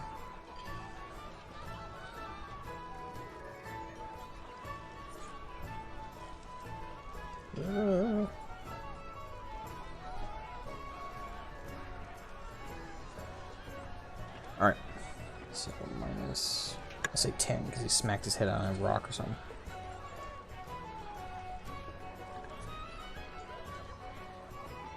Alright. So... Alright. And it gets back up. So now for initiative. Who got... We'll go in the opposite order. Instead of top down, we'll go bottom up. Alright, so who got nat 1? Other than this Minotaur as well. That would be the Corey. Alright, Korea. That's a 3. Kiko rolled quite well, actually. Oh no. Okay. I'll be nice since it was an initiative roll and I won't punish you, Decoria. Since I think you're already got bad enough luck right now. Yeah. Alright, so that means at the bottom... And I have a way to salvage this. And I have to be fucking last. Oh boy. Right. Well, if it makes you feel better, your modifier was better than his. You both got nat 1, but still. So the Minotaur, one of them is at the bottom. Minotaur number 1 is at the bottom. Decoria. Alright, who got... I got a 16, sorry. You got a 16. 14. 14.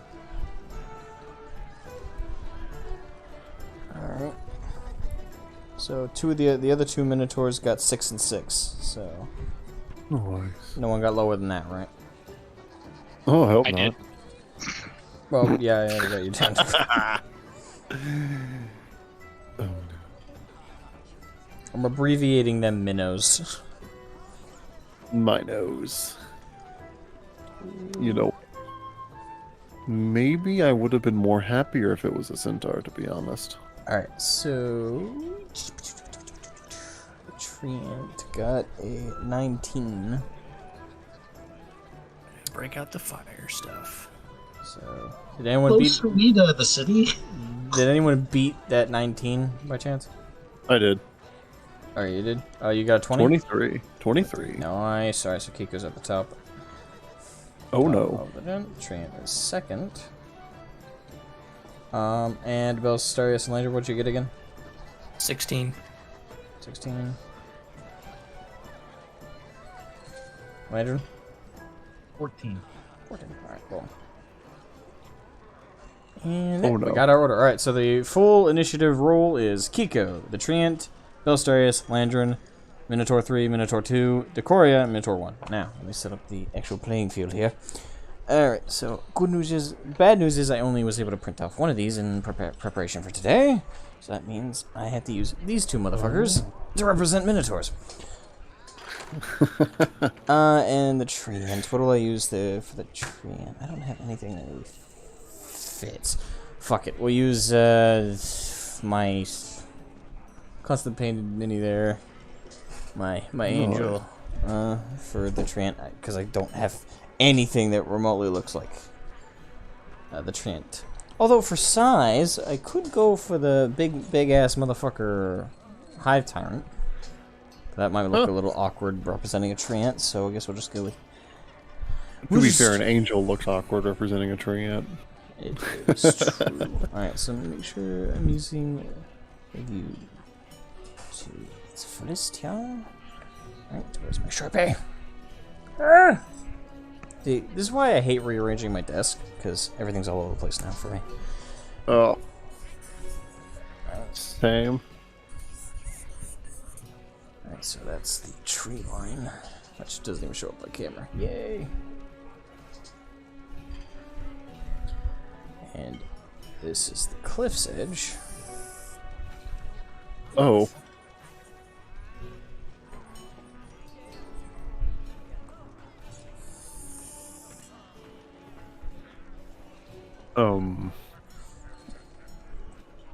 Oh.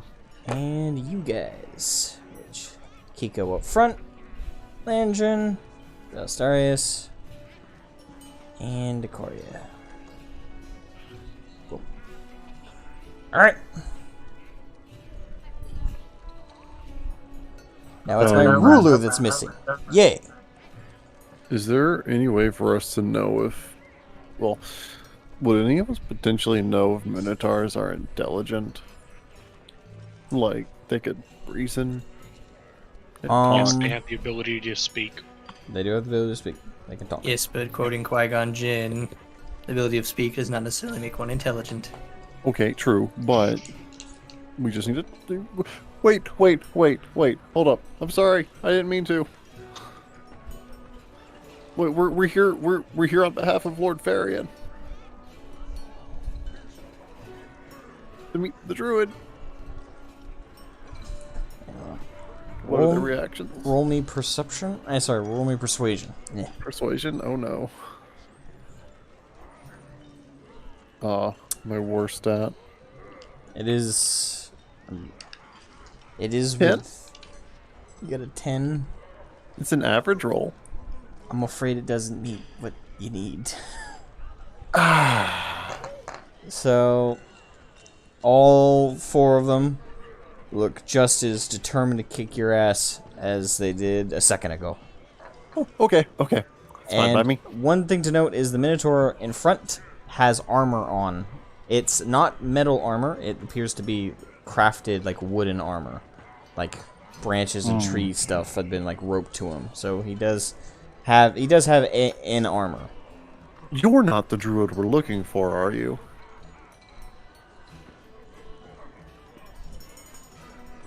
Did we learn his name? No. Oh, do we? Do we remember No. his name? No, we did not. Farron referred to him as the druid. But you're a druid, aren't you? The Minotaur just kind of tilted his head to the side, looking confused. The wooden armor. Yeah, that's the one that looks confused. Yeah. The druid put that on you. We're looking for him. We're friends. Friends. We don't want to fight. Mm-mm.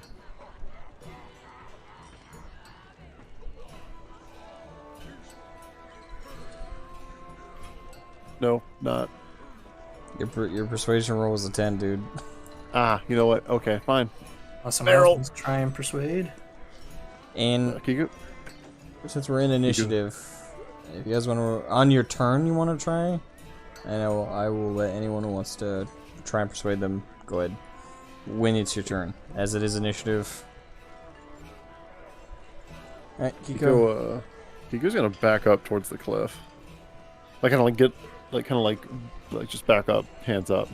All right, this is the best way for me to measure shit. Yeah. So No, what happened to the ruler? I don't know. This thing. I looked around for it. I didn't know where I put it. Ooh. That's one thing I forgot. So that's if I recall correctly, 5. Okay, so then I'm gonna say it's 25 feet. And if one of the minotaurs charges at Kiko's gonna try to dodge out of the way. Olé! Okay. Well, you can try and taunt, and well, if it comes to that, try and taunt and lure them to it. You know what? Fair, actually. It's a good idea. All right. Let's go. You backed off there. Any other actions you'd like to take? If I could ready like a movement, or if they like run towards me and dodge or something, if that's possible. I actually don't know if 5e handles readied actions like it does in Pathfinder in 3.5. Whereas like if you declare your action and a certain criteria are met, you do the action. But I don't know. That's up to you. I'm not sure, but I'll just say that since you're readying yourself, for a possible charge at you, I'll just give you an advantage on acrobatics when it comes at you, since like you're bracing That's yourself. how held actions work. So a held action, you choose to forego your turn, and if something happens, you then have an opportunity to do that said thing that you have until the beginning of your next turn. Right. Can he do that if he's already moved? He hasn't performed an action, or he hasn't performed an action, or. Yeah, I haven't done an action yet. Yeah, but that's the thing though, because you were stating that you are waiting for him to try and charge you, and then you will move out of the way at that time. Right. So you were declaring a held action, and if he does charge at you before the beginning of your next turn, you will have the ability to move out of the way. Right. If he does not, you sacrifice your turn and you get to do nothing. Right. What I was clarifying though is movement doesn't negate that though. No, it does not. No, Okay. he still has the ability to use his 30 feet. Gotcha. Because movement is independent of an action. That is correct. That was just my clarification. All right. So, yep. When he comes at you, you have declared what you're going to intend to do if he charges you. If he even comes at me. If he does. Yeah. Is that your? So that uses your turn. It's Treant's turn. What's his movement? Okay, good for you guys. He's only 30 feet. Oh, the slow bastard. Just making sure I understand all of his potential moves. I do. Okay, so he's fine. Alright, so the Treant is gonna start trudging like right past the Minotaurs. And that would be from there. This, I know that the shark is roughly 25 feet in length. So, past there's 30 feet. That brings him right up, almost right up to Decoria. I'll say he's 5 feet away from you, Decoria. That's really close. I don't know, it's 5 feet close enough for a melee? Well, for me, it's 10 feet, and if he comes into my range as a reaction, I can attack him. Alright, he's in your range. And he's hostile. Definitely hostile at this point. This will be my one thing I get to do Range 5. before I die. He is no. he is close. It is 5. Okay, so he is close enough to That's a attack. 17. Right, 17. That hits. So I hope it is. It's a big tree. I don't know. Or nope, that one's not right. I rolled the wrong one there. Okay. Yeah. For this one. There we 13 go. bludgeoning damage. Alright. Woo! You smack it against the hardwood of the tree. And it notices it. It's like... where's his health? There's his health.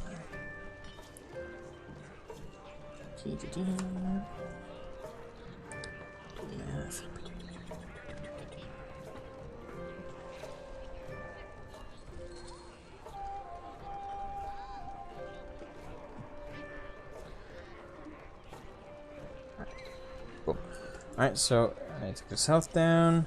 Alright, so after you hit him, he then winds up and lifts his arms up. And he'll use... Oh, this is not good. He's gonna slam. Alright, so melee attack plus 10 to hit. He's gonna slam. Welcome We to all the town. thought it. We Alright. all did it, but you were the one who... Alright, and he has multi-attack, so he can use 2 slams, and that's what he's gonna do, so just roll them both right now. One for each arm. Whack. Alright, so he got a nat 20 and a 13. What's the modifier? The 13. Okay, never mind, sorry. What's His modifier is, okay, so slam is plus 10 to hit, reach 5 feet, 1 target. Yeah, so then they both hit. Yep, the 23 and Because that's 30. a 23 and a nat 20. Yep. Yeah, Oh. alright. And since that's a nat 20, it's a crit hit. Oh, God. Jesus Christ. Alright. Okay, so what's the hit die? 16, 3d6 plus 6. Okay.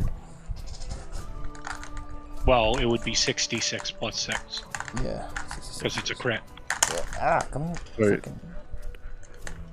How much was the base damage? Haven't even calculated that yet. Well, No. I'm presuming it's 3d6, so it would be 66 plus 6. For a crit? No, you just had one dice? No, you double. No, you You double. always double on a crit. Yeah. Not in 5e. 5e's dumb. But I mean, or if we've been doing it that way, then that means I've probably been doing it wrong. We've been doing it that way the whole time. Oh. Well, I mean, if you only roll 1 die, that's you adding 1 more die. That's you doubling it. For me, I add 2 more dice because I do 2d4. So it's 4d4 plus 5. Okay, well, I've only been adding an extra dice for my sneak attack. So instead of rolling 3d4 or 3d6, I roll 4d6. Yeah, if you get a critical, it should be 66. And then 2 dice for your sneak attack. I would agree with you if it was 3.5 because I 100% know that that's how that would work.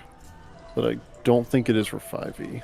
But I'm fine with doubling dice Alright, because so I actually like that better. the first attack, which is a melee, I calculated the total, multiplied it by 2 because it's the crit. So Yep. that comes to 50. That's the first one. Yep. Yeah, boy. And the next one is... That's the first The one. Minotaurs. No, this The is the tree tree ends. end. Oh, sorry. Yeah, it's the big bad. Oh no. I have something to save me here, but I already used my reaction, so I'm dead. And the next one is 29. I'm down. I'm dead. I'm down. Yeah. End of discussion. I'm down. Yep. Fuck. How much health do you have total? 65.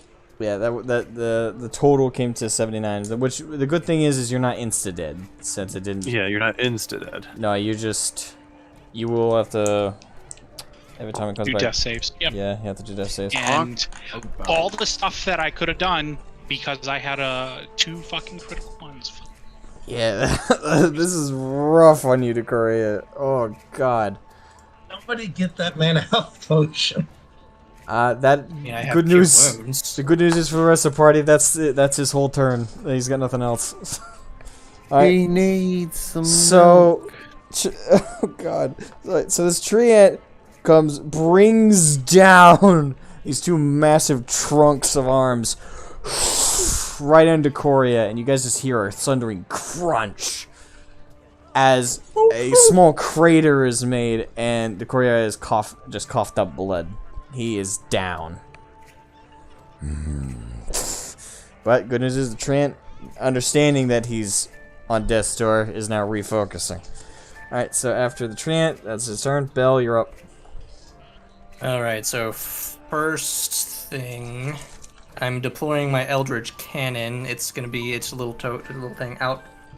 It's gonna toss it out so it's standing kind of next to where Decoria is down, and it's gonna spray a cone of fire on the tree end.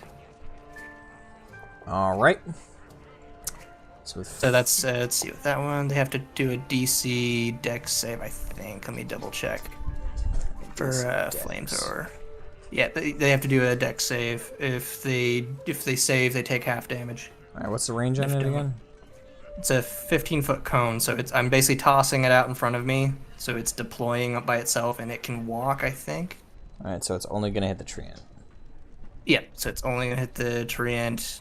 I'm just doing it to cover myself. Gotcha. So it deploys, and then it walks up, so it's standing kind of to where it won't hit Decoria with the cone. Alrighty. Oh no. Okay, so it can walk up to 15 feet to an unoccupied space because it has legs. Hickety clack. Alright, so what do I gotta roll for the save? You gotta beat a 15. Alright. Dexterity. Yeah. What happens if I meet that 15? You beat it. I think that's how it works usually. I'm Yeah, pretty sure well, if you you- meet it, you beat it. So I just got meet it, you 15, beat so I it. take half damage? Half damage, so I just gotta roll the damage. That's 2d8s. But it's still fire damage, and Treants might potentially be weak to fire. Maybe. I will say that I'm gonna roll to see if he catches it. If he does, that means he's gotta take periodic damage. Ugh. Which basically means at the start of every turn, I'm gonna basically roll 8 plus an attack 7. damage. That's 15 damage, so half that, I guess. Alright, so 15? Yeah, so Oh, I no. rolled a 15, so that's 2d8 fire damage. Okay. Okay, so It's my bonus actions.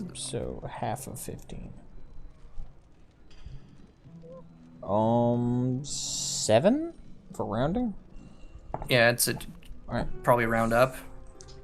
I think so.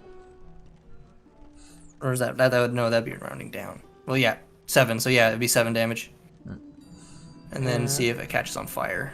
Yeah, let me roll for that. Alright, baby, do you catch? He does catch. Oh. Alright, so immediately after the initial flame burst settles, the leaves on the tree immediately begin to ignite. It.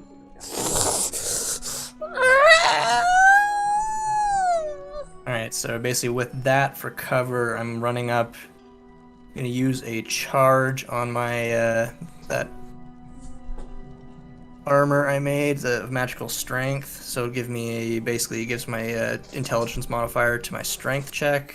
So I'm gonna try and drag Decoria back away from the end. Alright. So you drag. Alright, so you grab him So I'm probably and drag him back. Yeah, I'm probably gotta roll strength. Yep. Okay, so that's 15, and then plus my intelligence modifier. For strength? That's how my armor that I used worked. Basically, I have the armor that gives me extra okay. strength. So I used one of its 6 charges of magical strength, because I infused it on the armor that I got. Gotcha. So I get to use my my intelligence modifier to boost my strength check. So that's 15, and then that'd be a 19. Alright, yep. You successfully hurl him away from out of that mini crater that just got made of him. Yep. So I'm back by him, and I'm gonna use my action to do a. Wasn't your Let's see. action dragging me? That should be the end of your turn. Was Yeah. that an action? Yeah. That's an That action. absolutely and we is. can only move 15 feet Yep. because you're carrying something. So your movement rate is halved. Yep. Okay, so I It depends used on if my you're bonus open-handed or action not. and my action. So he's out of. So assuming you don't fail your death save, or I don't know how many do you have to fail? 3. 3. 3. But if you get a natural 1, which I've been doing, it counts as 2. So I'm expecting at least 1 in there somewhere. Knock on wood. Oh. I can use a cure wounds on you. That will bring him up. He'll be laying on the ground, but it'll bring him up.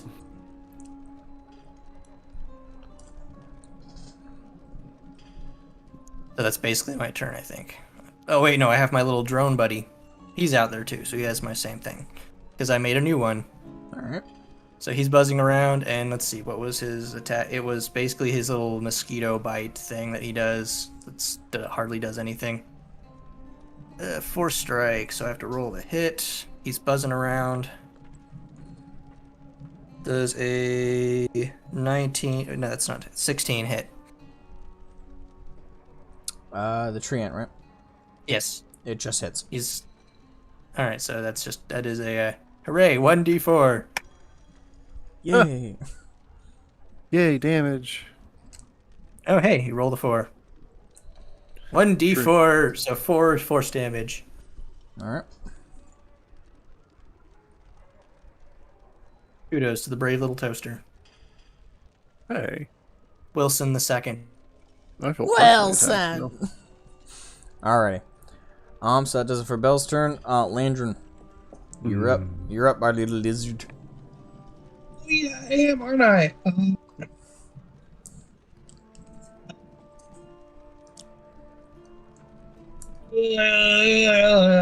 I really thought you were going to heal him. Well, I didn't. I had to use the action to get him out of Yep. combat, so I'll have to do that next turn. Well, the thing is, we kind of needed him up, but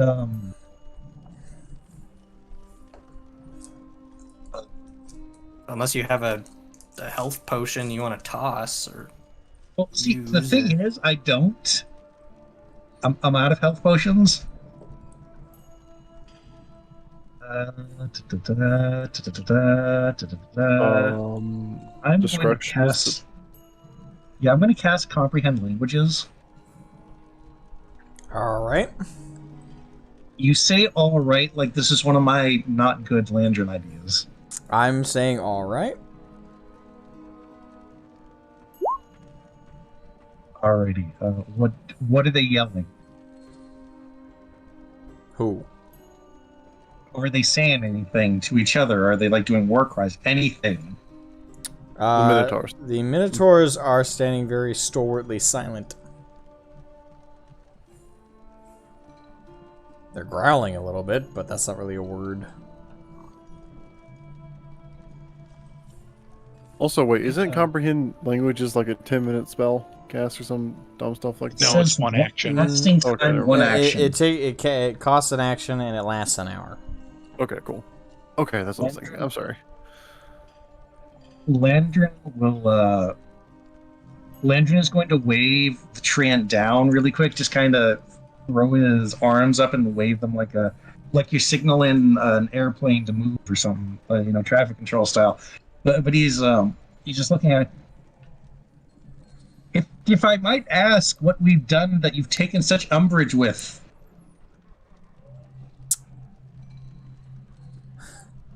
Okay, how do I don't know how to word this. I know Treants shouldn't talk fluidly. Alright. You disturb the trees and burn me.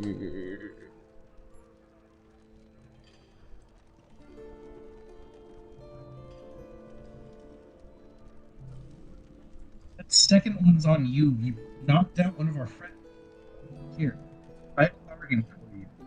We will plant 10 seeds if you have them. We'll go find some if not, and plant them in nice locations to expand the number of trees. If you're willing to point us on our way, and we will leave be. Roll persuasion with disadvantage. This is on fire. Yes. Oh, yeah. That sounds about right. Y'all want to try and do the negotiating path. I'm afraid it's not gonna work right now very well. He attacked first. He did attack first. That He's the is one who true, attacked but us. when you're on fire, you don't particularly care. Well, he'd be very grateful if you had something that could put him out of... Put it out.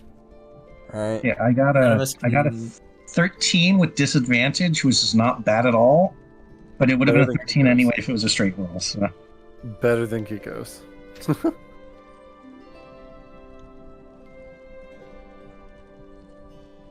Hold on, let me check something. look, we're gonna die. We're if trying we to convince don't him that saying, succeed. hey, you're on fire, go find some water, instead of, trying to kill us. Is 13 enough? Priorities, dude.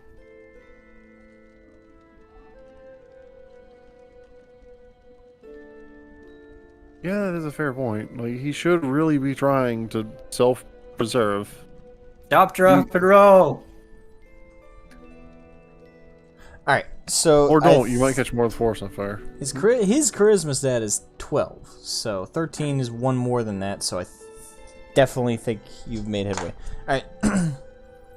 So, given what you said and in desperation not to be on fire right now, the treant says, "If you put me out, I will cease my siege." Alright, how much water we got on us? Agreed. Lander's gonna pull out his water skin and start approaching. Like, I have bed sheets. I have Alright. goblin bed sheets. Alright, everyone dump your water out on the bed sheets and tell him to lay down. he can understand us just fine. Oh, let me roll something. Random fate roll. I have an idea. Oh no. Alright, good news. It rains. Alright. So all of a sudden, the ground beneath all of you guys starts to crackle and crumble. And a bunch of kind of tentacle-like tree vines and branches pop up. And they all really quickly wrap around Decoria. While another spot kind of opens up. And a bunch of What I water... was gonna do!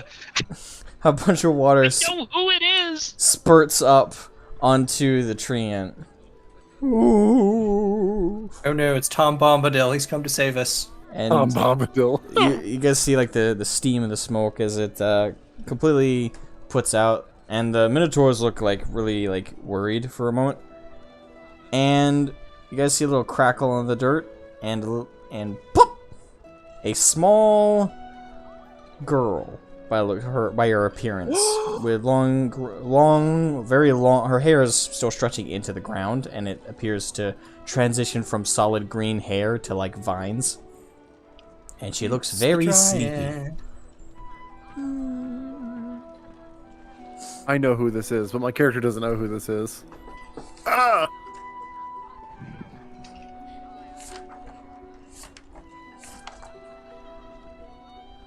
Oh, let me double check something. Yes. Some reason I had the wrong name in my head. Tina. Yeah, it is Tina. Okay, so no, I had the right name. Well, why did I second guess myself on that one? Anyway, Because you thought too hard about it. that happens. Decoria, are you okay? Does he I look don't know, okay? Do I have I've to, got like, a do hole death in my save yet, chest. or Good news is, you know, as the vines are wrapping around you, Decoria, instead of feeling constricted, you suddenly feel really, like, warm, and the pain is starting to slip away. Let me just... Usually that's a bad thing if you're that injured.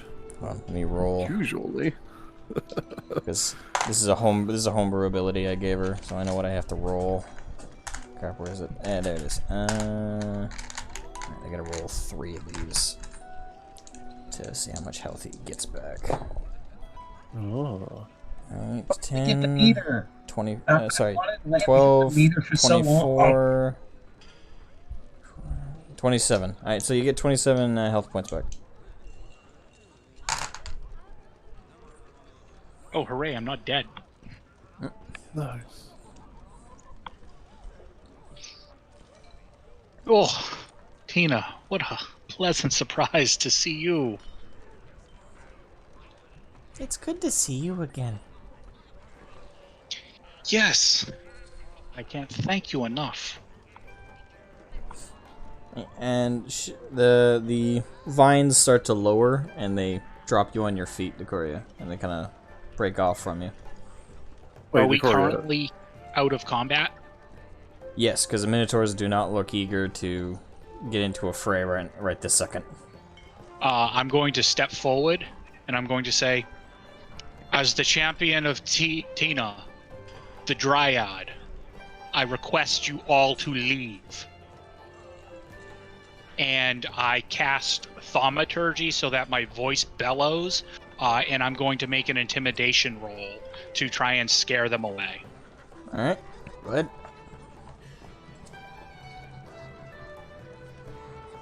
champion. Well, 25. Yeah, I don't even need to check. The Minotaur quickly turn and trudge off back into the forest. Wait. So above board, this is what I wanted to do. This is why I was so sad I rolled a 1 on my initiative. Oh no. Oh god. Oh no. It's a good day. That's I had 20 this good whole session. thing planned. Like woodland creatures, I'm like, I can use Tina. I can use this to my advantage. I can get us out of this. And then a 1, and I'm like, shit. Wait, hold up. Are you the druid we're gonna find? No, Oh. this is not the druid we are looking for. Closest I have This to is a it. companion.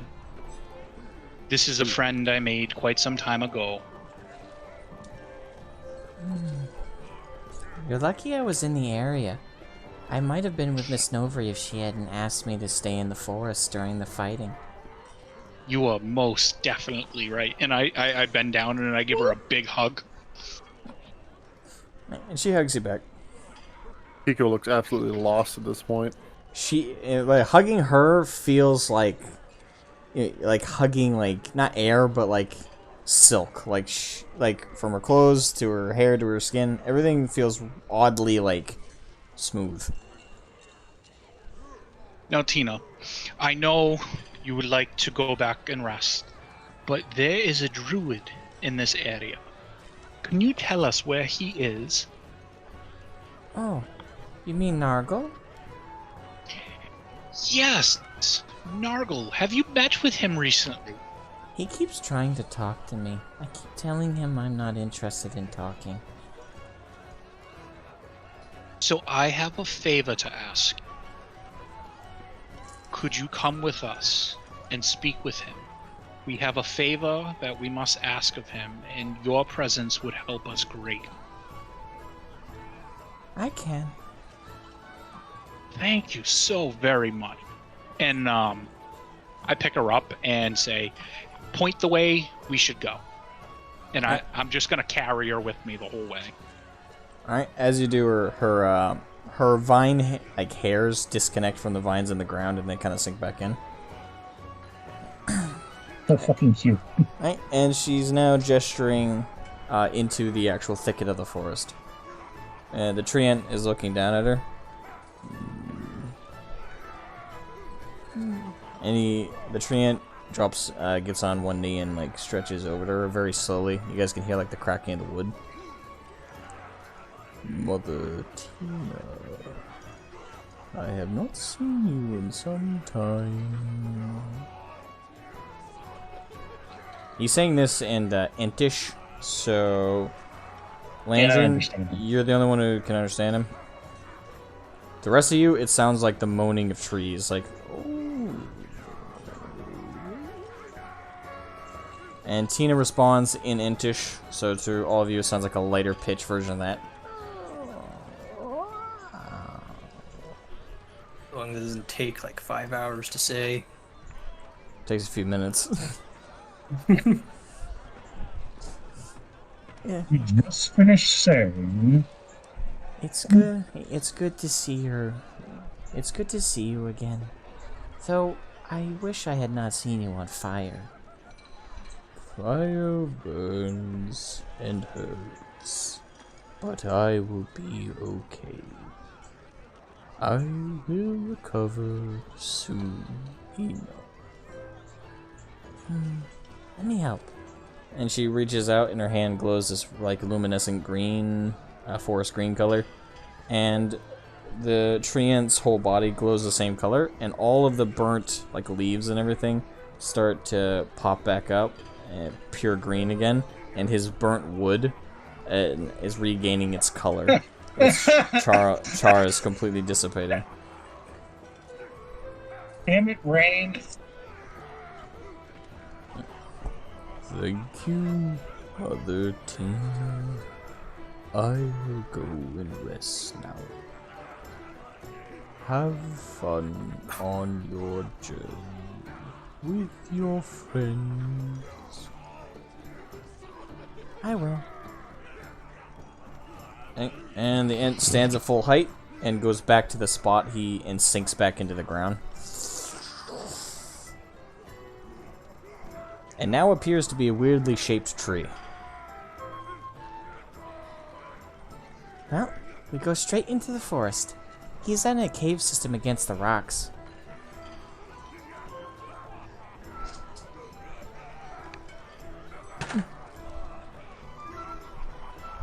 Hello?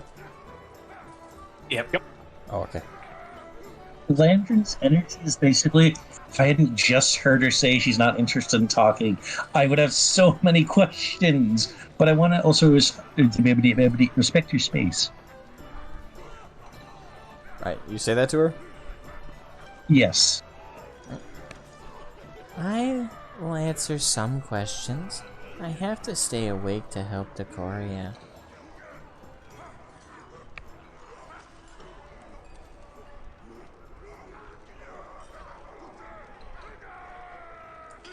What does? Right. His little cobalt brain is just exploding with the magnitude of possibilities right now. Right. As you were going to ask questions, though, you guys do make your way, like you do start to make headway into the forest. Now, Landrin, I ask that you keep your questions short and brief. The time we have with Tina, the more energy she uses, the less time she has. So, I would really request that you keep your questions short and brief. In that case, I think it may be for the best if I simply leave the matter be for now.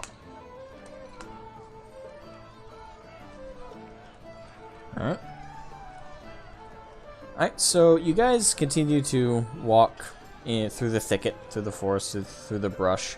And as you do, just note, Decoria, that your health over the course of the whole walk goes all the way back to full.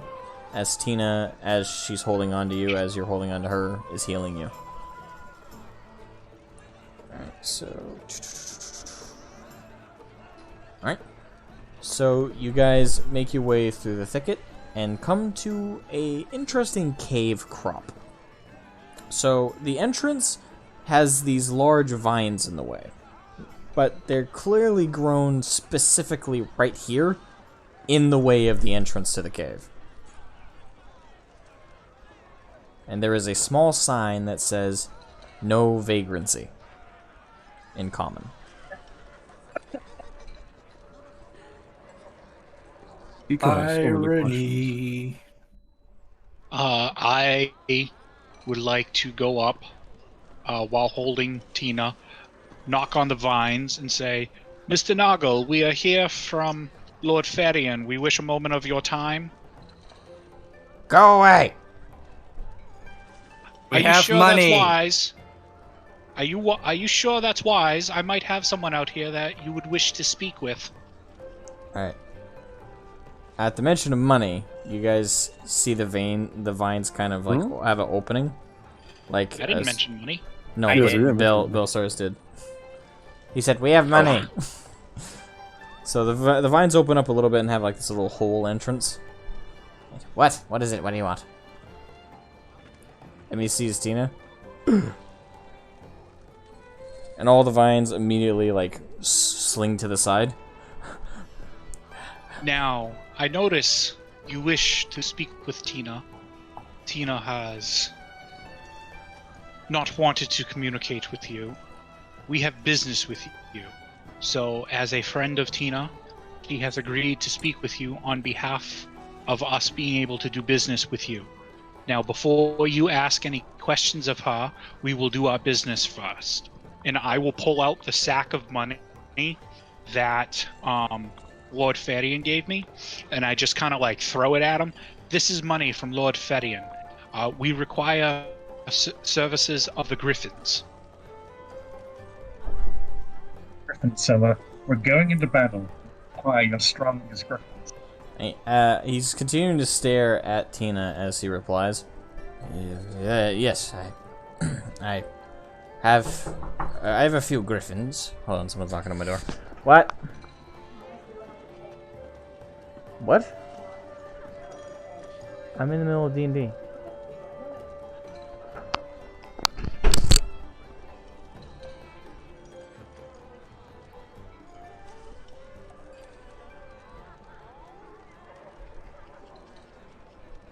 Alright, sorry about that. No worries.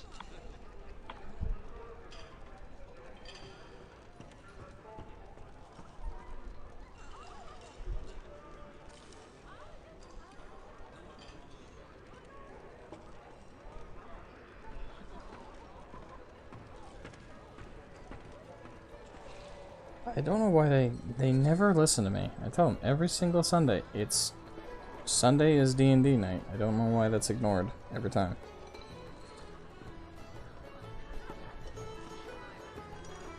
You know, it's funny. My mom's like, "Aren't you playing D&D yet? What the hell? I was making dinner. Why aren't you playing?" Like, she knows I look forward to it. She just goes away. Wow. My family all are magnetized to me the moment we start. Anyway. Alright.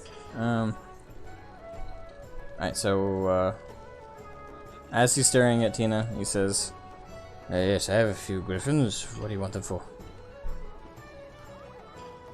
We need them to travel to Castle Aerie. We do not know if the land bridge is currently available.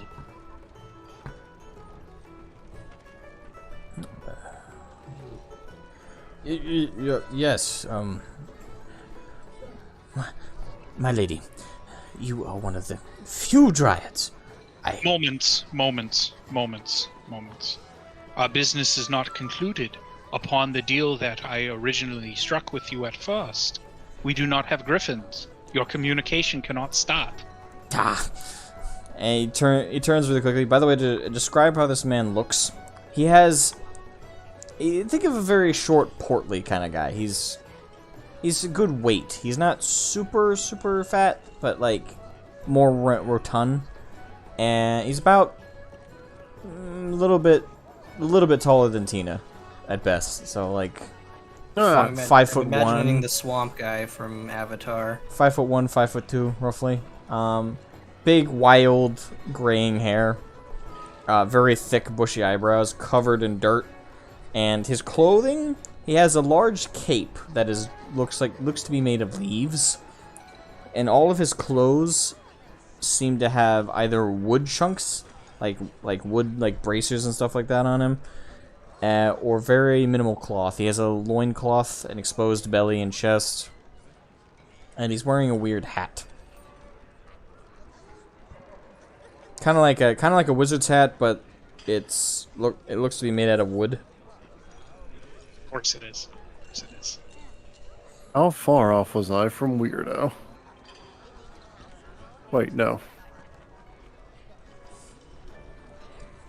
Alright, so he turns and he whistles. And you guys hear, like... And through the same entrance that he was just in, 1, 2, 3, 4, 5, 6, 7, 8, 9, 10, 11, 12 griffins come barreling out. And Okay, so I just want everyone to remember that Landrin is terrified of birds. and these are griffins. Head of an eagle, They're body of a lion lion, birds. with giant feathery wings.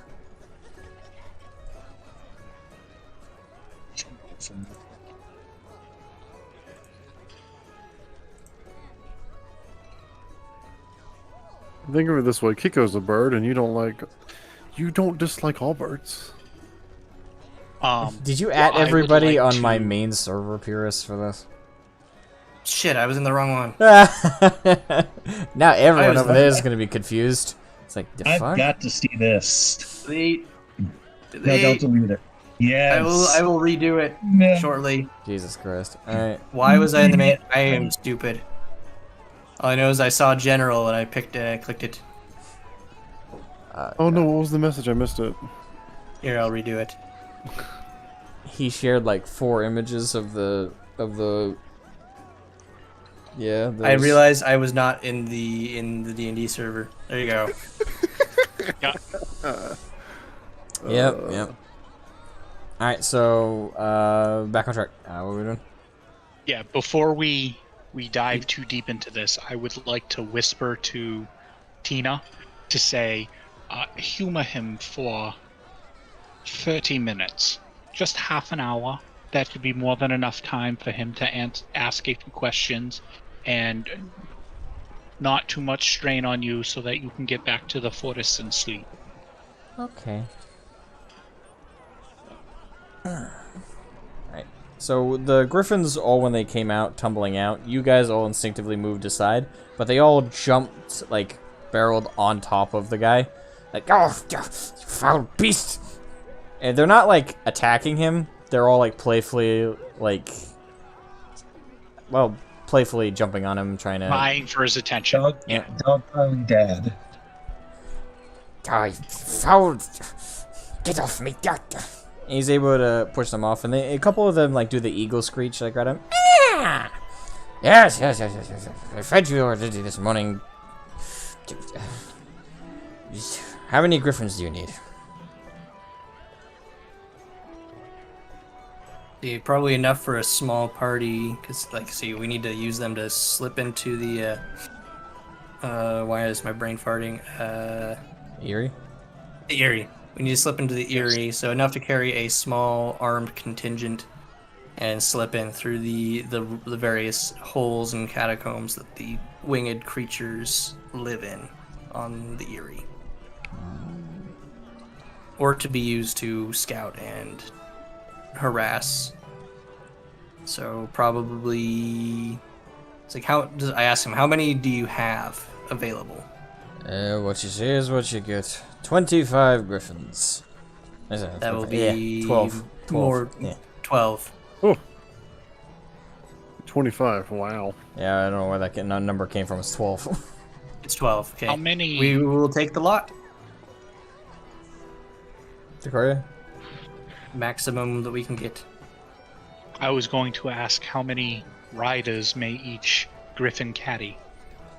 Well, the average size bloke, 6 foot, no more than 200 pounds. Each griffin can hold about 2, maybe 3 people if you have a really light person with you. Small, child, whatever. He seems very, like, dismissive, trying to get this out of the way. So, with that being said, I believe 6 would probably be more advantageous to us. That would allow 12 people to travel. I don't believe we want larger numbers than that. Do you, Ballistarius? Well, we don't know exactly how many we'll need in the situation, so I would assume take the maximum, as overkill is better than underkill, as I always say. So how do you suggest we get all 12 back? Well, if you dismiss them, they return on their own. Trust me, I've tried getting rid of them More permanently. but they always find me. We just have to have something with us that allows them to home in on us, or... To call them to you, you need a whistle.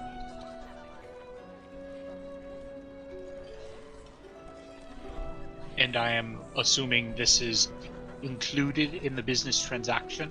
Aye. Of course. And I put my hand out for the whistle. He reaches in a side satchel just underneath his cape, and he pulls out this weird-looking, like, wooden, circular flute of sorts. It's small towards the actual end that you blow into, and then almost like a trumpet, kind of like blows out towards the end. Blow into that, and they'll come to you. I wouldn't recommend doing it right here. So, we do not need to take them with us now. We can blow this, and then they will come to us. Yep. They can hear it for quite the distance, so as long as you don't leave Nordred, they should be able to hear you. Okay. So, with that, I believe our business is concluded. And I take the whistle, and I say, gentlemen, I believe our time is up. And I put Tina down. I give her a big hug. Thank you, Tina. This has been a great help. Thank you. We should be able to keep the lands and Miss Novary safe now.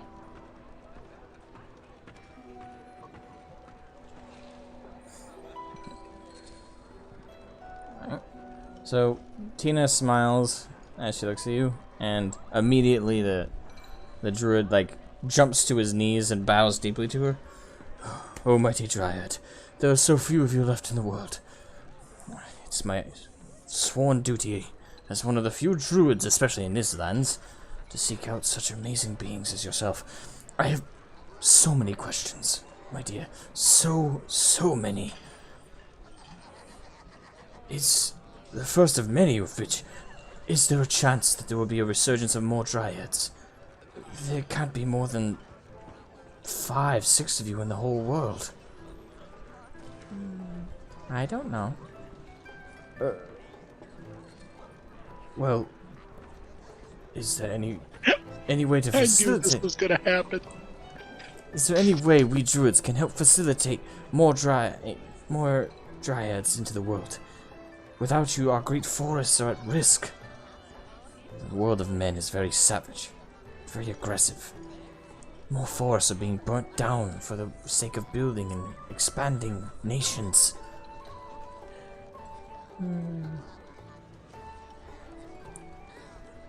She reaches over and grabs an acorn. If you want more trees.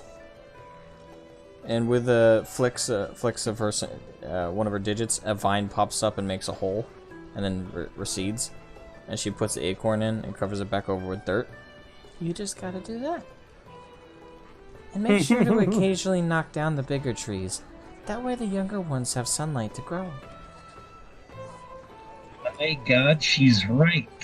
The answer was in front of us the entire time. Landon is furiously scribbling notes.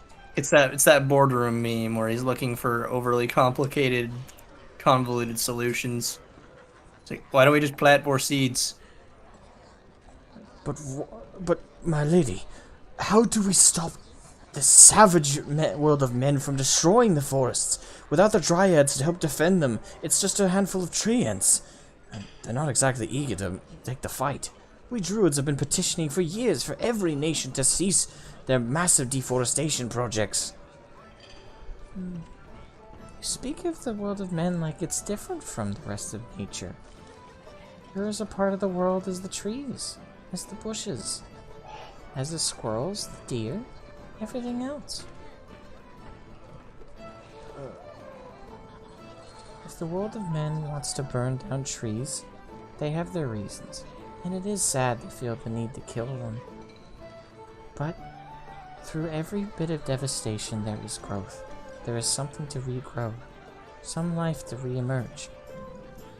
Nations come and go, humans fight, there is war, and they kill each other as well. It's sad. But when those nations fall and are left to ruin, the trees always overtake once again. Nature will never lose the fight, not in the long run. But there's no need to go on the offensive and hurt people as well. That would simply be adding to the conflict in nature. That would simply be adding to the destruction. The fates flow as the fates flow. That is all that needs to be said.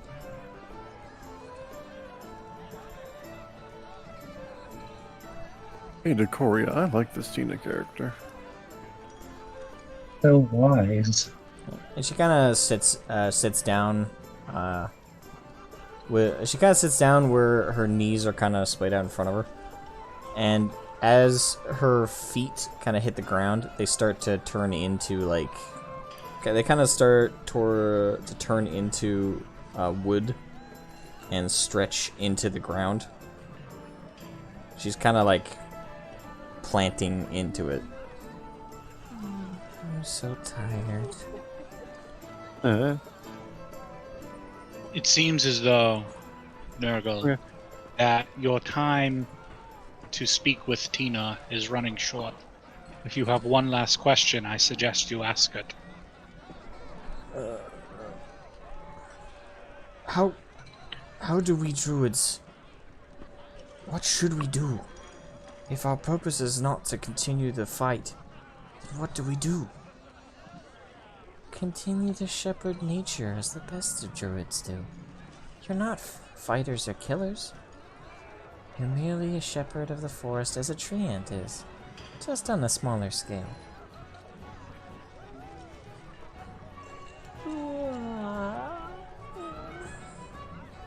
And with that, I like to give Tina a big hug, a kiss on the cheek, a pat on the head, and say, "Good night, Tina. I will see you again." Good night, Vicaria. And as she says it, her whole body turns into wood, and then slinks into the ground.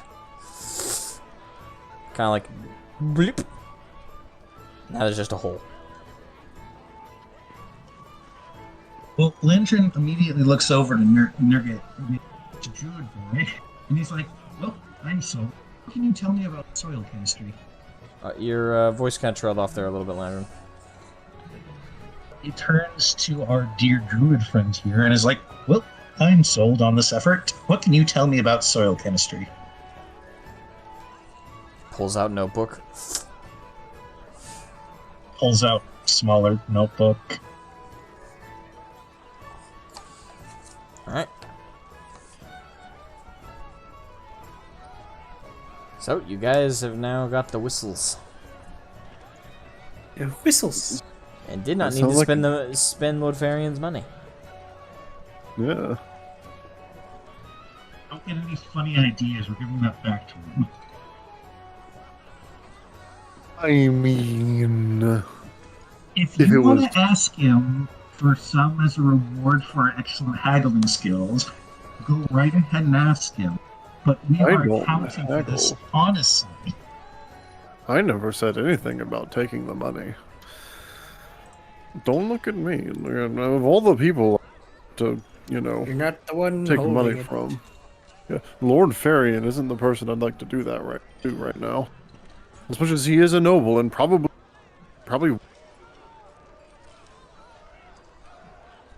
Oh. Anyway, out of curiosity, did Nurgle, did the fat man tell Landron about soil chemistry, or was that just a bit? Pretty sure that was a bit. I consider it a bit, but Oh, if you want, he probably quickly gave you some notes about it. alrighty.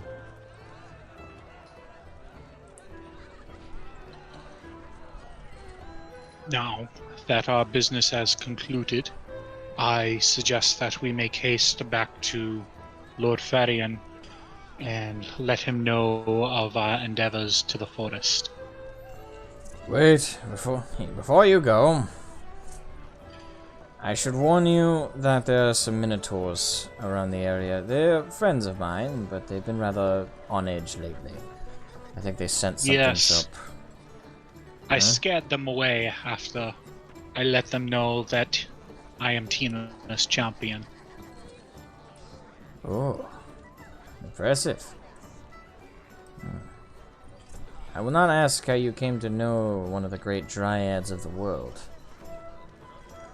but I do find it curious that you would befriend and get to know someone other than a druid. You think the druid's weird? I'm sorry, are you expecting an answer? No, more making an observation. Well, you are dirtier and more unwashed than most meatbags, so I can understand the desire not to have to look at that. We're supposed to be nice Might I to mind this you? guy.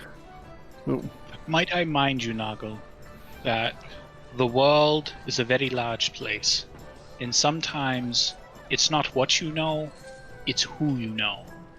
Your efforts of communication went unheard because you were desperate. My communication happened because I happened to be at the right place at the right time. And due to that, I have made very many friends. Maybe your outlook, along with the words of Tina, can help you forge a better relationship with some of the few remaining dryads that are around. They are open to communication, but you shouldn't have to beg for it. You should just ask, and they will come. I have just asked in the past, but things are more desperate now than ever. The world is in upheaval. I don't know what it is. 6 months ago, the nature's energies got aggressive. I don't know what happened, but something has occurred on this earth that has disturbed the nature. Various spirits. It would probably be the demons. The what? The demons. yeah, don't worry about it. We'll fix it. Social cues. The words that he speaks. Just so fucking blunt. I don't have those. I know, you Social have cues. no filter. I understand. The words that Metaphorical demons. our big friend here speaks is true. Demons have come. Demons walk this plane of existence yet again.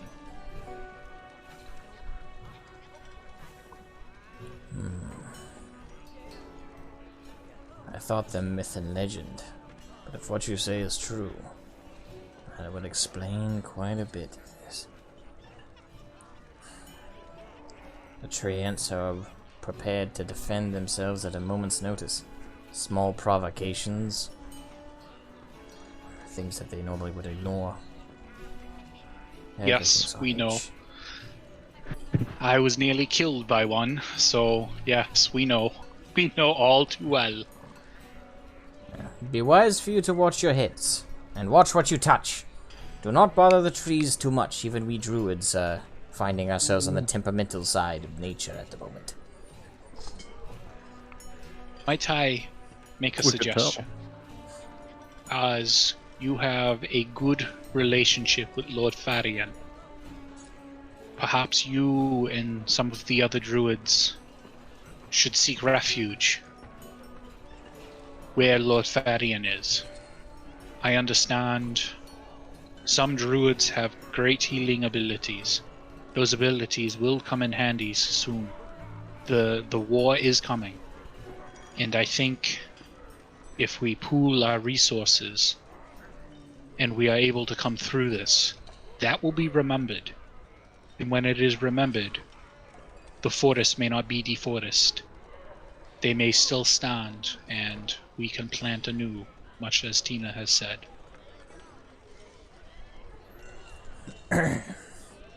Funnily enough, helping nobles gives you a lot of bargaining power. You want to roll me persuasion, Aerie?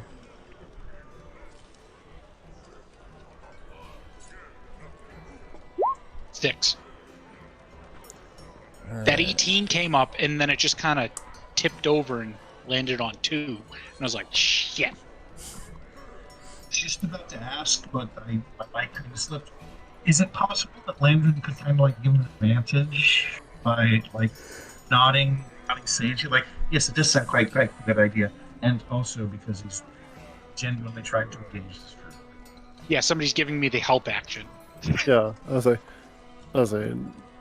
Decoria was quite clear earlier about saying that you just gotta know the right people, and you already know some of them.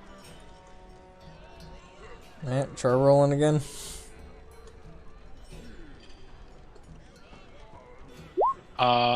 Natural 20. Does that work? Yeah, I would say. I would say. 24. The power of friendship. So, initially, with Decoria just saying it himself, the druid looks particularly weary and immediately dismissive. But the moment you all kind of jump in, he kind of thinks about it for a few more seconds. I'll say it's not like you don't have plenty of time. Perhaps there is some merit in rejoining the rest of humanity, at least for this fight.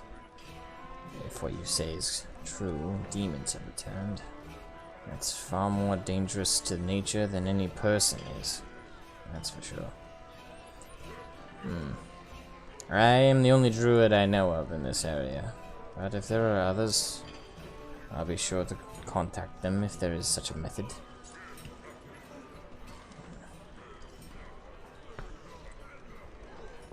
Thank you. We appreciate your time and your efforts. And our wizard friend, and I kind of gesture towards the little kobold. This is Landrin. He has the ability to send messages with people that he has met before. So, if you receive a message, know that it will be from us, and we may request aid, or we will provide updates to you so that you are aware of what's happening in the area, and you can prepare and try and save the forest and the ants. Aye. Very well, I'll keep my ears, mind, whatever open to it. And he kind of trudges back into his cave. And as he walks in, he raises up his hand and goes, Don't be lazy now. Nashu, Nashu. and as he does, the vines twirl back around the door.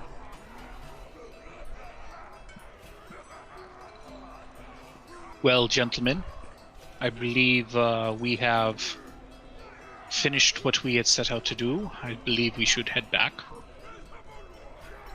And We could fly before back. you all ask me questions, Tina is a friend of Miss Novary's. If you all remember the big tree that is in her shop, that is where Tina resides. Wait, really?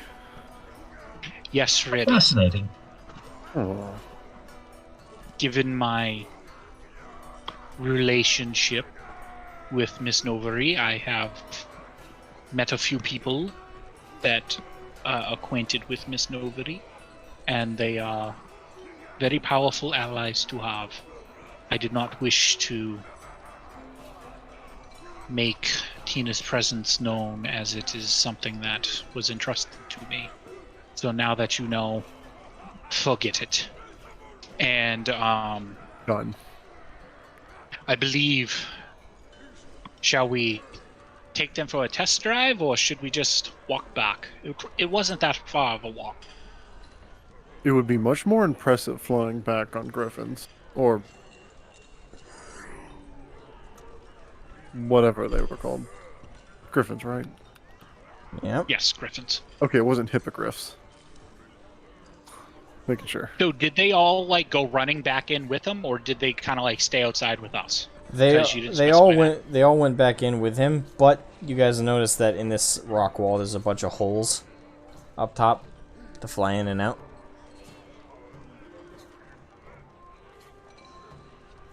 Well, we got it. Might as well use it. And I blow the horn. Right? And as the tone finishes, you only blow the first one, right? Yeah. Right.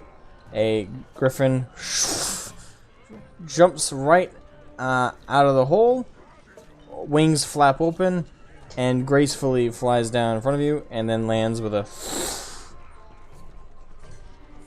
kind of a small thud. And it eagle caws at you.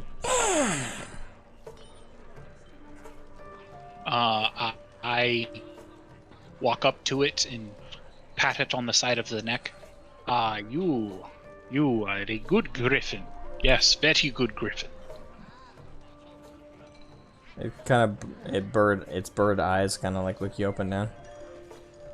Its head doing that those sharp like bird movements. Yeah, and I take out some of my rations that I have had, and I feed it one to him. Right. Or she, or they, or whatever the correct And you pronoun can would be. you could roll me a nature check if you want to figure that out. Would it be nature or animal handling? I mean, you're trying to figure out an aspect about the creature, so I'd say that's nature. Animal handling is like actually like controlling them. I would think. Sure. 19. Alright. For you can tell, this is a female adolescent. She's, for a griffin, probably like the equivalent of like a older teen.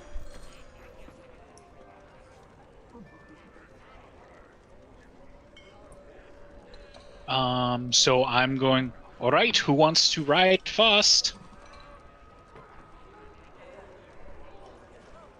I have serious doubts about this feathered meatbag's ability to carry my weight. Does it understand I'm not food? Well, it It hasn't is- eaten you yet. That's a fair point.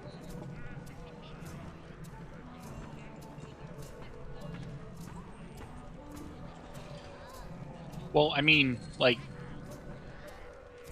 how heavy are you? Let me go look at my description. Wait, is it my bio? No, it's not my bio. I think it was like roughly like 450 pounds, I think. Okay, so the way it works is a griffin can carry up to a max of 900. However, 300 pounds and less, it has a fly speed of 60. 600 to 899 has a fly speed of 50, and a fly speed of 30 for 900 pounds or more. So, with that, you know, you'd be like in the 50 fly speed, or 45, depending on, you know, how you work it out. And he can call another one. Another one.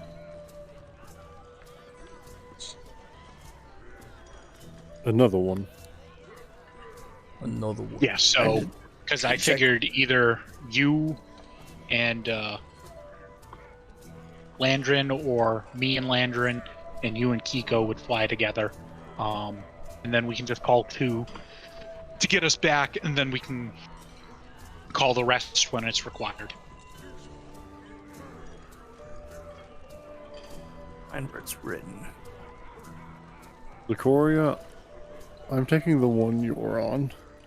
I trust you to protect me from it. Pat her on the side of the neck. That's a good girl. Yeah, like that. You're the...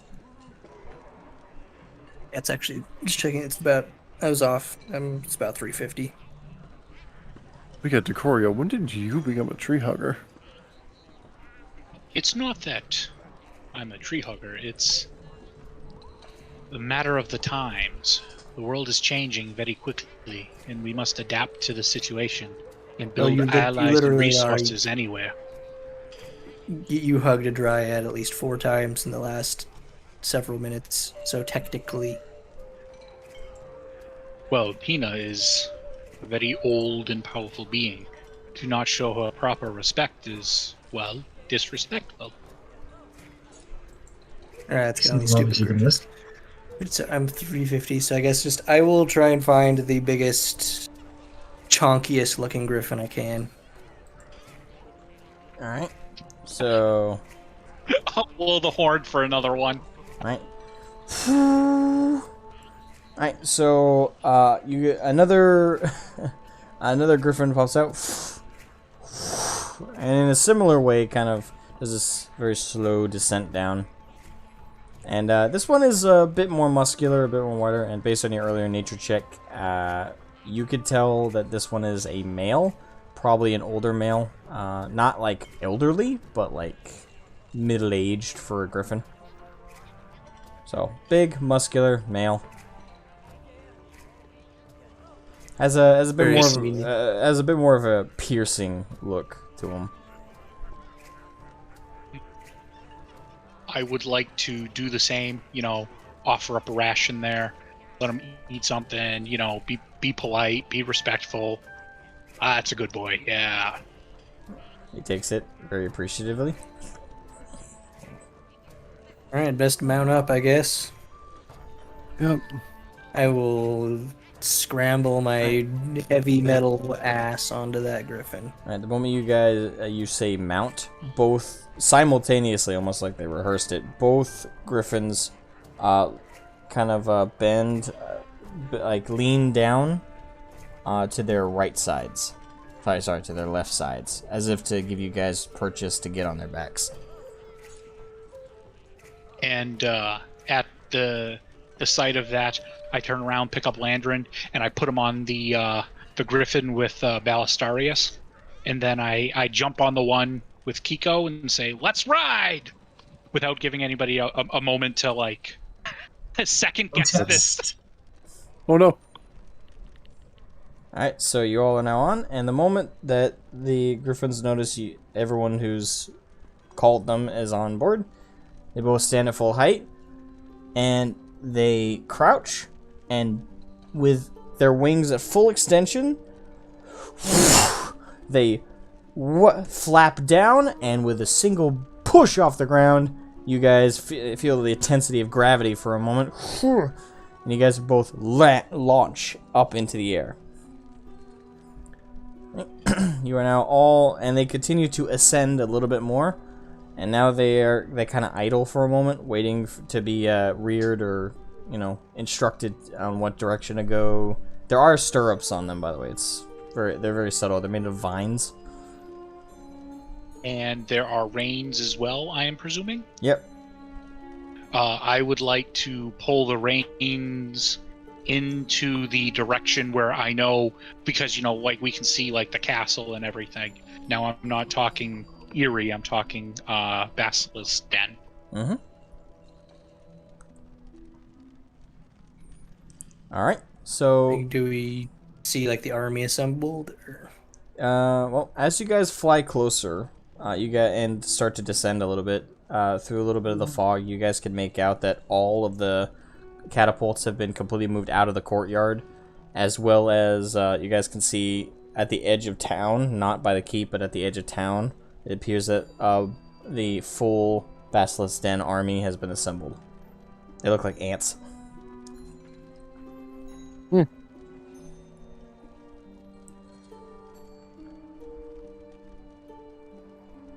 They're so small. Aren't they? And I think total numbers, like it's around 6,000, I think, that we had. That's including the kobolds, isn't it?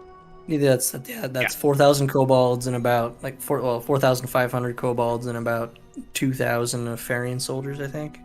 Sounds about right.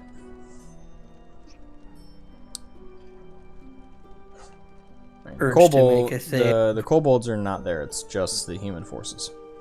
Oh, okay. Draco mentioned it, but they're traveling subterranean. Oh, what a sight to see, isn't it?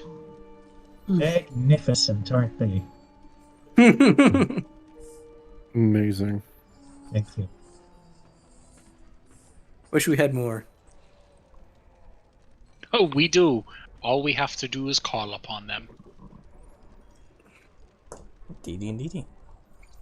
Alright, so you guys make your descent down to the armed forces and land. And as you do, Farian's forces are all armored up in what appears to be a darker colored armor. Still metal, but all of it is painted this dark gray or black with purple trim or capes on the knights in particular. And for the average soldier, it's a purple tabard with the snake sigil. And Lord Farian himself is on horseback at the front of the army, and he is in he has a long black trench coat over him. Underneath it, you can make out though that he has a full plate armor underneath it. Shoulder pads included. What a legend! Shoulder pads and everything, and he doesn't have a tabard on, but on his metal chest plate, is a crafted, carved symbol of the snake, of his house sigil, and he's, again, everything under that black trench coat is all plate metal, including the greaves, leggings, chest piece, arms. Out from the sleeves of the trench coat, you can see he's got fingerless black gloves, and his hair has been done back in a ponytail.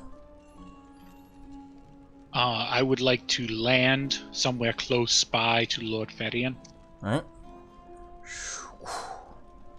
And you land right by him. His horse kind of trottles a little bit, but seems used to griffins. I see you were able to acquire them. Yes, and as a matter of fact, I take out that that pocket of gold and I throw it back at him. Sometimes being a master negotiator helps as well. He looks very, very surprised, and nods in appreciation and respect. The fact that I have no idea what trickery you pulled to convince that man of all men to give you the griffin whistle for free, but nevertheless, well done. So, just remember, keep my seat warm on the Council of Geist. I won't need to. You'll be sitting in it fast enough.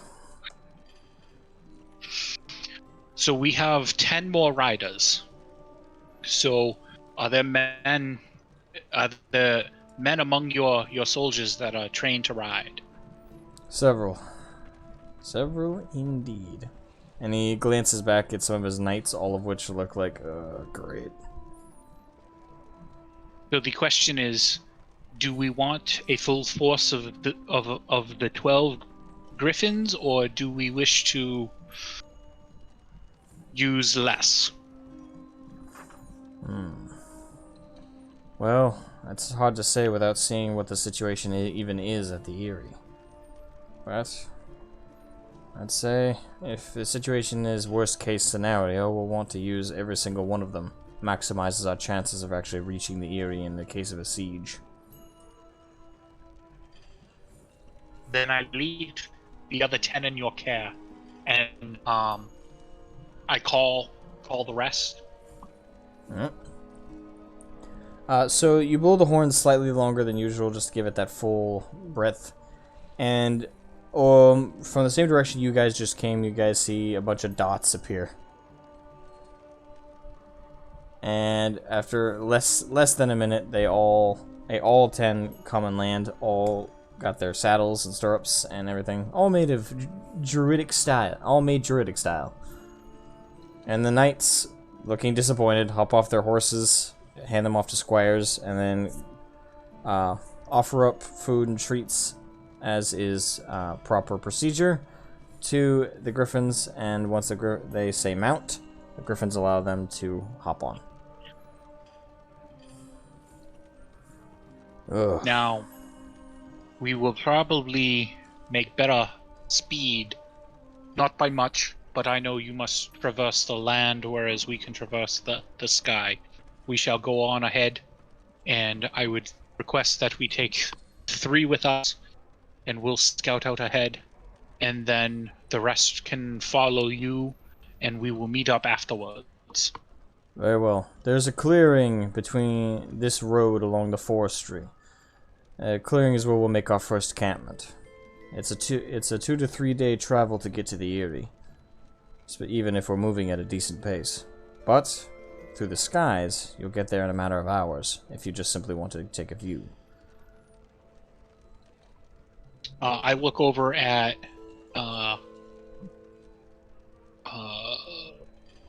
Balisarius and Landrin. Do we wish to scout ahead some and then meet them at the clearing? That Not a seems bad a sound idea. plan to me. So, All right. appreciate the simplicity of this course of action. Alrighty. Then we fly, and I pull the reins, and off we go. Alright, so you guys reascend, and 3 knights, including the head knight, Crowlin, join you guys into the air. And Crowlin leading the way. This way to the Aerie! Starting to get used to this. Alright. So you This guys, fucking dope. Desire to build a mechanical version of this and or something mechanical that can fly intensifies. Yes. all right. So you guys travel for about 30-ish minutes. 30, probably closer to 40, 45 minutes. And then you guys can actually make out the outline of the Aerie as you guys are flying north. Quickly, Crowlin pulls back on the reins a little bit and it goes side by side with the Griffin you are on, Decoria, and points down to you without saying a word. And I give a thumbs up, but then I do a circle motion with my hand, and then kind of like try and scan the perimeter of the clearing that he's looking at to see if we can like spot anything outside of the norm. Oh, sorry. To clarify, he's gesturing down as in to look down. Oh, Yeah, my all right. apologies. Well, then I will look down. Alright, you look straight down past the flapping wings, and you see a very large army marching towards the Aerie. Hmm. I think we're in a position to offer some harassment and send at least one of them back with the message that they're ahead. Hey, Landrin, you can cast Fireball, right? I need spell slots for that. Oh. But you have the wand. I have the one. That's right. Just start raining fireballs. So just we signal one of the accompanying knights to head back with a message to the army of like that we've made contact with the enemy at the clearing below. Alright. And then we're gonna start harassing, I guess. Alright, before you start harassing, to describe to you the army, it's hard to make out all of them through because the tree blooms at the top are partly obscuring the road. But for that alone, the army stretches from where just below you guys at the peak of the army, and there are clearly significantly more than 2,000, 3,000, 4,000, 5,000, 6,000. What you're saying is there's a lot of people there. There, you could if you guys want to roll insight. Well, no, perception. Roll Insight or intelligence? I'd say perception. I don't think it's a matter of intelligence. Well, I made a roll on insight because that's what I said first, but I got a natural 20. Yeah, we'll go So with can I that just either count way. that? Yeah, just count that. So glancing through, you were very easily able to discern based on the formation of the 2,000 or 2,000 plus of the Basilisk Den army. You can tell this army, probably with its formations and similar numbers and orientation, this is an army of roughly 10,000. Okay, so who's playing the Urukai theme right now? And they are, and with that perception roll, I'll give you this as well, they are very clearly the white tabards as described. And you notice a lot of them have gold-trimmed armor. There's several banners that aren't just pure white. There is a gold sigil. It looks to be like a cup, like a goblet, a gold goblet on their banners. I'm stealing one of those banners. And they have several trebuchets. So, as a history, would I be able to discern that the goblet is of the Auras or not? It is not of the Aura family. The Aura family is Okay. is an eagle head. Okay. Yeah, this is that religious group that we were talking about earlier, I bet. The church and all them. So now the... go ahead. I'm sorry, I didn't mean to cut you off. No, you guys just from the Imperium guys. So now the question is that we can resort to guerrilla tactic and whittle away, but that is not enough. We do not have enough spells. We do not have the manpower to be able to do this. I mean, we could. We need to regroup with our forces at the Aerie. Well, if we have forces at the Aerie. Hey, look like they have anti-air capabilities, or They have trebuchets. well, let me Those rephrase. No, don't no, I mean really. like concentrated, like point defense, like archer, like With the masked archers and exception shit. of two very large ballistas, they also seem to have in the same lines of their artillery. They don't seem to have any kind of dedicated anti-air. Seem to. Well, if you guys want to be a little bold, let's say we just make one quick sweep for their artillery. Yes. If we disable that, they won't be able to defend against the Drakes and the Griffin Aerie. That's a good idea. I am absolutely on board with that.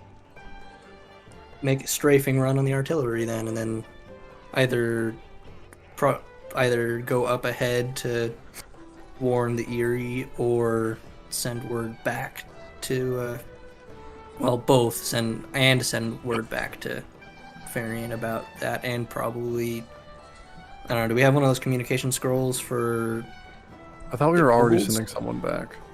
Oh, I guess we already were. Sending a knight we're- back. Yeah, we're gonna definitely tell him all of this before our plan before we, send him back. And I think the best course of action would be to send him back, do our plan, go to the Aerie. Yes, I agree with this. Alright. So, Easy peasy, a bunch of fireballs. And I could probably launch a scorching ray. What do I got? What do I got for a big bang spell? I guess I've got shatter, but that's okay, that's 60 feet.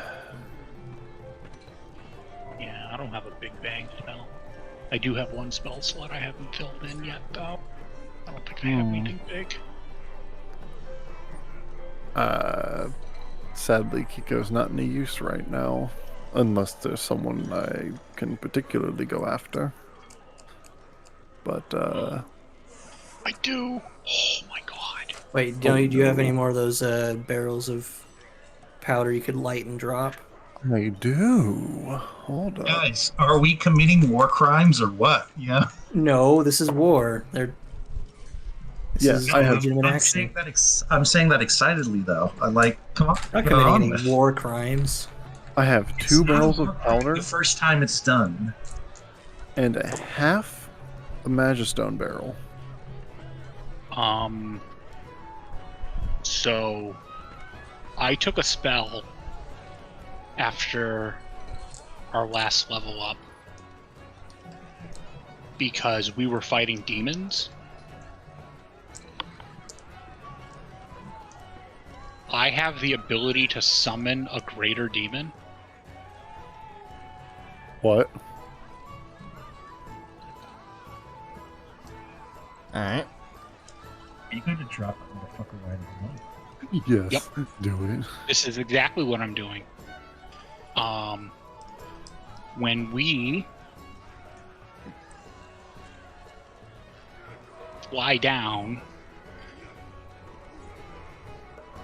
That machine gun and do fire? our run, 100%. I'm going to cast Summon Greater Demon. And this thing is just going to run roughshod through whatever army they have. Gotcha. Yes. I will say, for the sake of the lore, it's not going to be a greater demon like the ones that you guys fought. Oh yeah, Even no, when- absolutely not. No. I do get one like that, but that's at like 9th level. That's a 9th level spell slot. I think it would be, not like your big bad greater demon, but like this is still a demon regardless. Oh yeah, definitely. It's gonna be a pain in the ass. Oh yeah, it's gonna be. Big fun. fiery angry monster thing, demon or no. I forgot I took that. Oh my god. Eldritch Moment. Okay, so That one's definitely a war crime. You get on that, Decoria. Hey, the Geneva Convention doesn't exist in D&D. That's what I'm saying. It's never a war crime the first time. I'm this is definitely- medieval warfare. I'm definitely eager to see how this because there are several units in this army that have some homebrew abilities that I've cooped up, so I'm curious to see how they're going to perform here. Well, hopefully the elements of surprise and the sheer audacity of such a small number of griffins should throw them off a little. Just gonna go straight down as fast as we can, unload what we got, and then bug out. Yeah. Alright. We're not gonna stay in the airspace for long. So That's why I'm gonna not, draw. that's why I'm not making you guys roll initiative. They are, you guys are gonna do your thing, and they're gonna then do their thing. So, ready to go? Ooh. Yeah. As ready as we can be, I suppose. 22. That's what I rolled for initiative. I just said you're not rolling for initiative. Oh, you're not rolling the I thought you said initiative. I did say initiative. I did not say. I said quite actively you're not rolling for initiative. Okay, I just for whatever reason didn't hear, or my brain just went. We're just gonna get rid of the not part, because whoever handles the mail in my brain is an asshole. Right, you guys are gonna do your thing, and then they're gonna do their thing. Cool. 1 and 2. 1 and 2. Alright, so we're heading for where they have the artillery. I'm gonna be dropping. Let's see, I have 4.5 full, sized barrels of purified black powder. Alright. 6 small Magistone infused black powder barrels in the bag of holding. Gotcha. Alright, you dropping all of And I that? also have, let's see, because fire, I can either get close enough to do a shatter, but that would require us to get within 60 feet, or just fire a scorching ray. Wait, hold on. You have all of this in the bag of holding? Yes. Okay. We also have a barrel of rice, just so you know. Good to know. Kiko's gonna help you just pull them out of the bag of holding, put a little lighter, little piece of cloth in there, light it on fire, and just drop it on the guys Wait, who's on the griffin with as me we're again? flying over. Kiko. Landon. Oh right, Or it wait. was Landon. Kiko, I you're thought- with the Coria. I'm Decoria. Oh my goodness, I'm dumb. All right, so I'm driving, so I just I turn to see Landon. I hand him. Let's see, he can hold. I hand him 2 of the small Magistone infused barrels, and then I basically just holding one of the big barrels under my hand, stuffing basically a makeshift fuse into them. Alright. It's all right, we're gonna make the dive, and then we're gonna drop it as close as we can to those trebuchets. The ballista. They're in the same formation. They're in Oh, the are same they? formation, Okay. so we're It gonna. doesn't matter. Okay, cool. Neat. All right, so we're gonna we're gonna aim for the front so we can stop them, and then the other 2, and then you drop yours and any spells that you have on the rest as we pull out. Does that make sense? To me, it does. So we're diving in, we drop our barrels of explosives, and as we pull out, Landrin just starts lobbing fireballs. And Decoria And then- drops the demon. All of fire. Yep. It's got more AoE potential over time, and I can do it over a wider area. Alright. Alright, so that's what we're doing. Alright. So 1 big barrel of black powder, and then 2 of the Magistone infused ones. Right, so there's 3 of their army. I do need to do some d20 rolls for, basically to see the reaction, and see if they react. Alright, so you guys... Alright, so you guys go for your dive. Alright, so Alright, we light the barrels, Alright, light the barrels. and basically we get in close, and then bombs away, drop them right towards the frontmost artillery in the column. Alright, so... Okay, so the unit I'm rolling... One of the units I'm rolling for, who's near the artillery, who would have been able to protect it, rolled bad, so they failed to react. So, you successfully... miniature mushroom cloud, and completely obliterate 2 of their ballistas out of 3 that you can make out, and 1 of their trebuchets. Alright, so as Okay. we're pulling out of the dive, Landrin, you're up to drop your fireballs. Wait a minute. Hold on, these are Magistone infused barrels. Two of Those them be, were. like bigger explosions. Those are pretty fucking big. You destroyed several you destroyed several trebuchets and ballistas. Oh, In one how big go. you looking for? A nuke? I mean, to be fair, we did nuke the crap out of. And by the way, Out of as that we were demon. diving, we were making the Stuka noise that. Nice. Yeah, like it was like what the Magistone, like the one Magistone had like a 40-foot radius. Yeah. That's a pretty. Like I said, big we explosion. they were in a stretched out column, and we obliterated several of them. Their Yeah, column that's is now stopped. That's a big I explosion. That's massive. Gotcha. And basically, as we're pulling up, all right, rear gunner, start spray and pray. All right, Landry. Gotcha. Love that terminology. All right, Pray and pray. go Landry. Alrighty. I'm going to cast Wildfire with my little stick of Duel. All right. To You can make it the wall up to 60 feet long, 20 feet high, and thick. right. You're familiar with Counterspell, right? I believe so. Oh, no. Yeah. That's gonna be a what's it called? That's gonna be an Arcana check though, because Wall of Fire is above a third level spell. All right. What do I got to roll for that again? Arcana. Okay. What level is Wall of Fire? It's a fourth level spell. All right. Plus modifier. Gotcha. 27. So he has. That just Jesus. That'd take out a ninth level spell.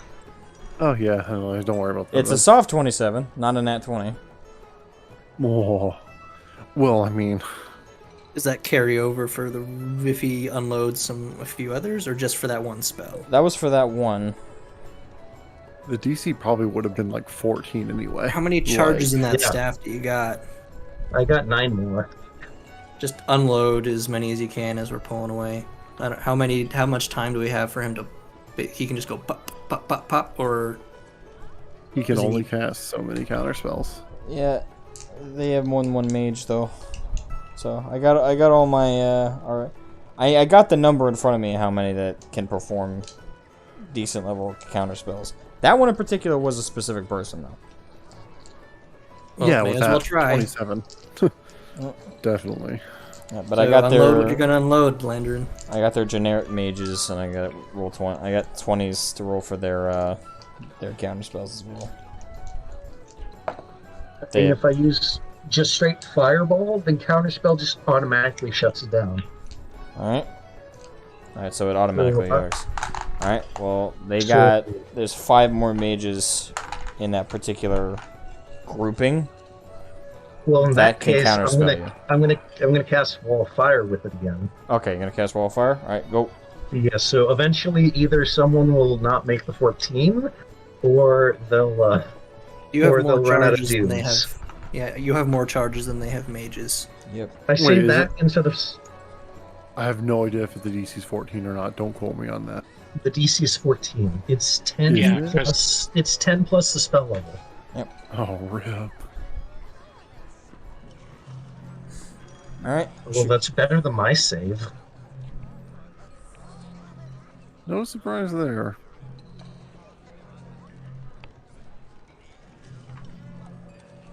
So do I have to expend 6 more charges on it, or does one of them fail in the first 5 attempts? Eh...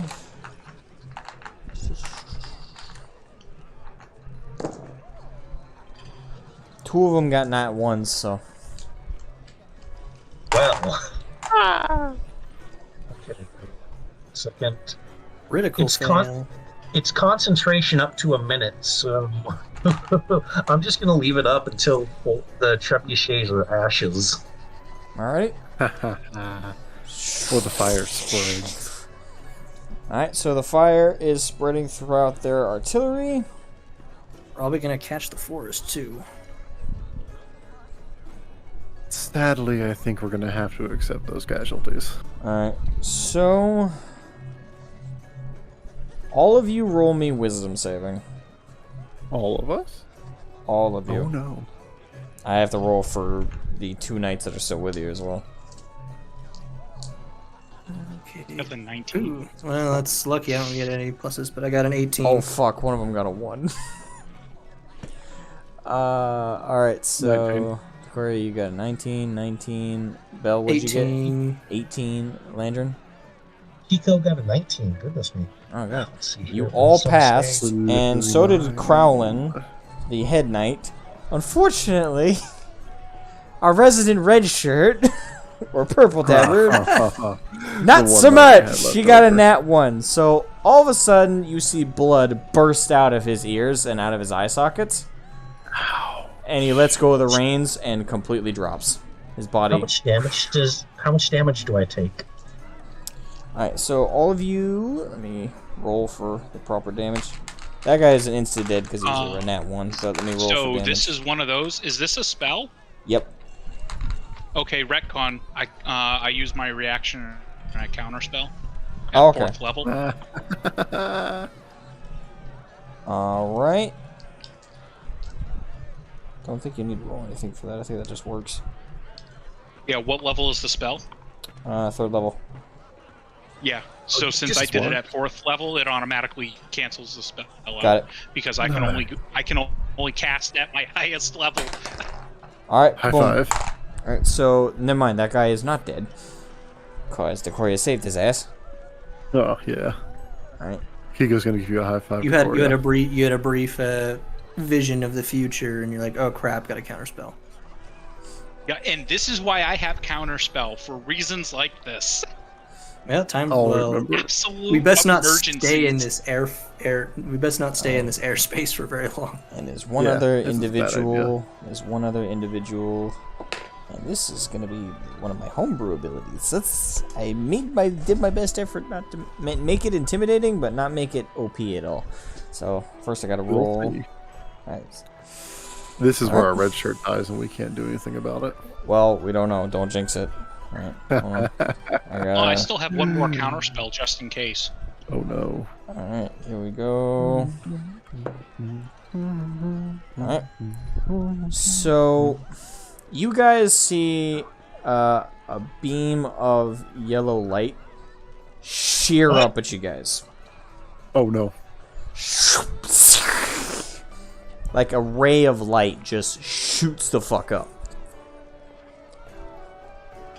Alright? And it is now pinging towards you guys. Oh. We need to move. Evasive maneuvers. Now, alright, so all of you roll me. Alright. Gotta love my own handwriting. Okay. All of you roll me. Wait, why did I write that? Oh, okay. No, okay, I understand my own logic there. Okay. Everyone roll me an intelligence save.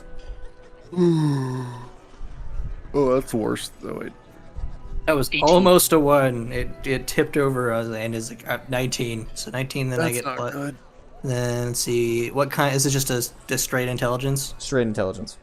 Okay, so 19. That would be 20. That'd be a soft 23. Alright. So 23. Okay, That Kiko, was- what'd you that get? 11. My life flashed before my eyes right there. Alright, so, and Landrum, what'd you get? 21. Okay. So Kiko. Yes. You are now, so going forward, the idea was the first time you guys were encountering this was going to be in a battle. So what I wrote down is, since you failed your save, you are now going to have disadvantage on all your rolls for 1 day. Ah, my eyes. So it's not really that you've been blinded. When the light kind of had this flashbang effect, all of you kind of got a dizzy feeling in your head. But in your case, Nico, Yeah. you're You didn't fare so well. mentally deficient at the moment. Your inner ears are just been stirred up and they won't stop stirring. You are seeing flashes in your mind, basically of like a god of some kind. Just She's the dancing crab video. you just Yes. see Yeah. you just see flashes of this like a religious icon in your mind, and you have trouble at all thinking of anything else. Like you are like your brain's all fuzzy, and that's it. Did he go wololo when he did it? Wololo. Kiko's gonna look. Kiko's gonna look for where the spell came from. Alright. It's Dragonborn, isn't it? The golden one. Well, you guys are pretty far high up in the air, so Perception? you'd have to roll perception with disadvantage. That's fine by me. And I mean, We I have have disadvantage. disadvantage. Anyway. You have disadvantage on all your rolls for 24 hours unless someone knocks the curse off you. 11? The shimmering light definitely came from a single individual in one of the columns. That one. Ah. You can't make out any discernible features about them. Too far down. Can you see it, We're not liable to hit anything. So drop your demon and let's get out of here. Or demon monster thing. We have bombs to drop. Me and Decoria. Alright, so we pull up from our run and bust our butts out of range of anything else. It makes me feel good. Alrighty. No love. Alright, so Decoria, you dropping your demon? Alright. Drop him. Yeah, do you have to roll for that? Like, No, it's just it's a concentration spell. gotcha. Okay. You know, like I do some verbal semantics. I cut my wrists. I use a little bit of my own blood. I utter foul words and Channel your inner goth girl from high school, you know? Yes, exactly. And then all of a sudden, Amazing. a black portal opens up, and a three Is it one- a 3 CR rating demon falls from the sky, and then we just kind of book it. Alright. It should be one of those like Hurry up. shadow monsters from Twilight Princess, if you know what I'm talking about. Yes, Decoria. yeah, one of Is those. that- That would be dope. Oh The Twilight monster things because they come out of a portal in the sky. Just one of those things. Decoria. That column. There. Fly us over. Okay. And Kiko's gonna point towards the column where the light came from. Alright, Alright. That'd be the drop your second. beam. That'd be the third from the most forward column.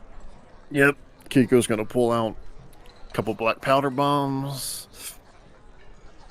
barrel of Magistone, and right as we get over, just light and chuck off the side. Real quick, roll me. Hope I don't have to roll anything for that. Well, gonna- given your current state, I'm gonna say roll me. Do you hit the column? I assume we're over it, and gravity will take care of the rest. with the handling of the item? What would that be? Dex?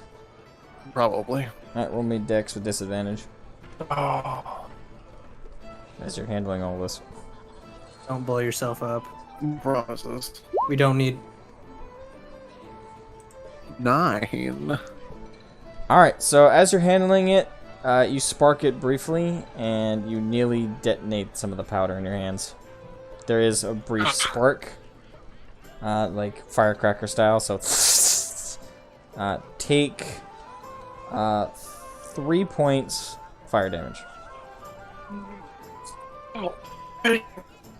Yep. 3 points. Yep. You did not detonate the barrel, though. You didn't do that bad a roll, so you can still try and Cool. toss the barrel. Yep, gonna drop it right where I'm pretty sure that guy promised. But on his. I didn't think we'd actually get to do this other homebrew ability this time, but here we are. Alright, drop it. Yep, yeet. Alright, so you drop it. Mm-hmm. What is it with my rolls today? Alright, so yeah, you drop it and it explodes midair. Damn it. And as the smoke kind of clears, you see a kind of shimmering gold, like basically in like a video game, it'd look like a holy barrier. It's just this yellow shimmering light over the entire first 3 columns, like a dome.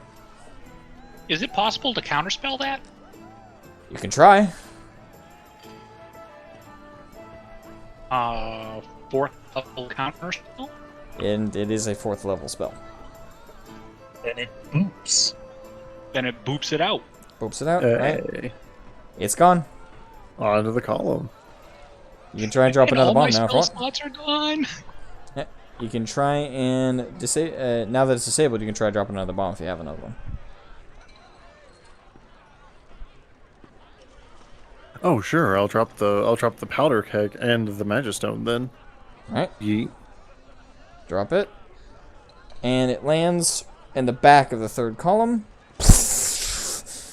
Detonates. And a bunch of bodies go everywhere. There is, however, a small group towards the front with a much smaller barrier of the same style you just saw. Damn it. I didn't get him. The bastard.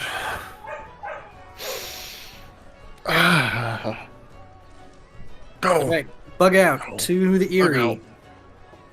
Alrighty. Post haste. Are you guys going to the Aerie or are you guys going back to the work camp? We're going to the Aerie. So we already Oh, sent a plan.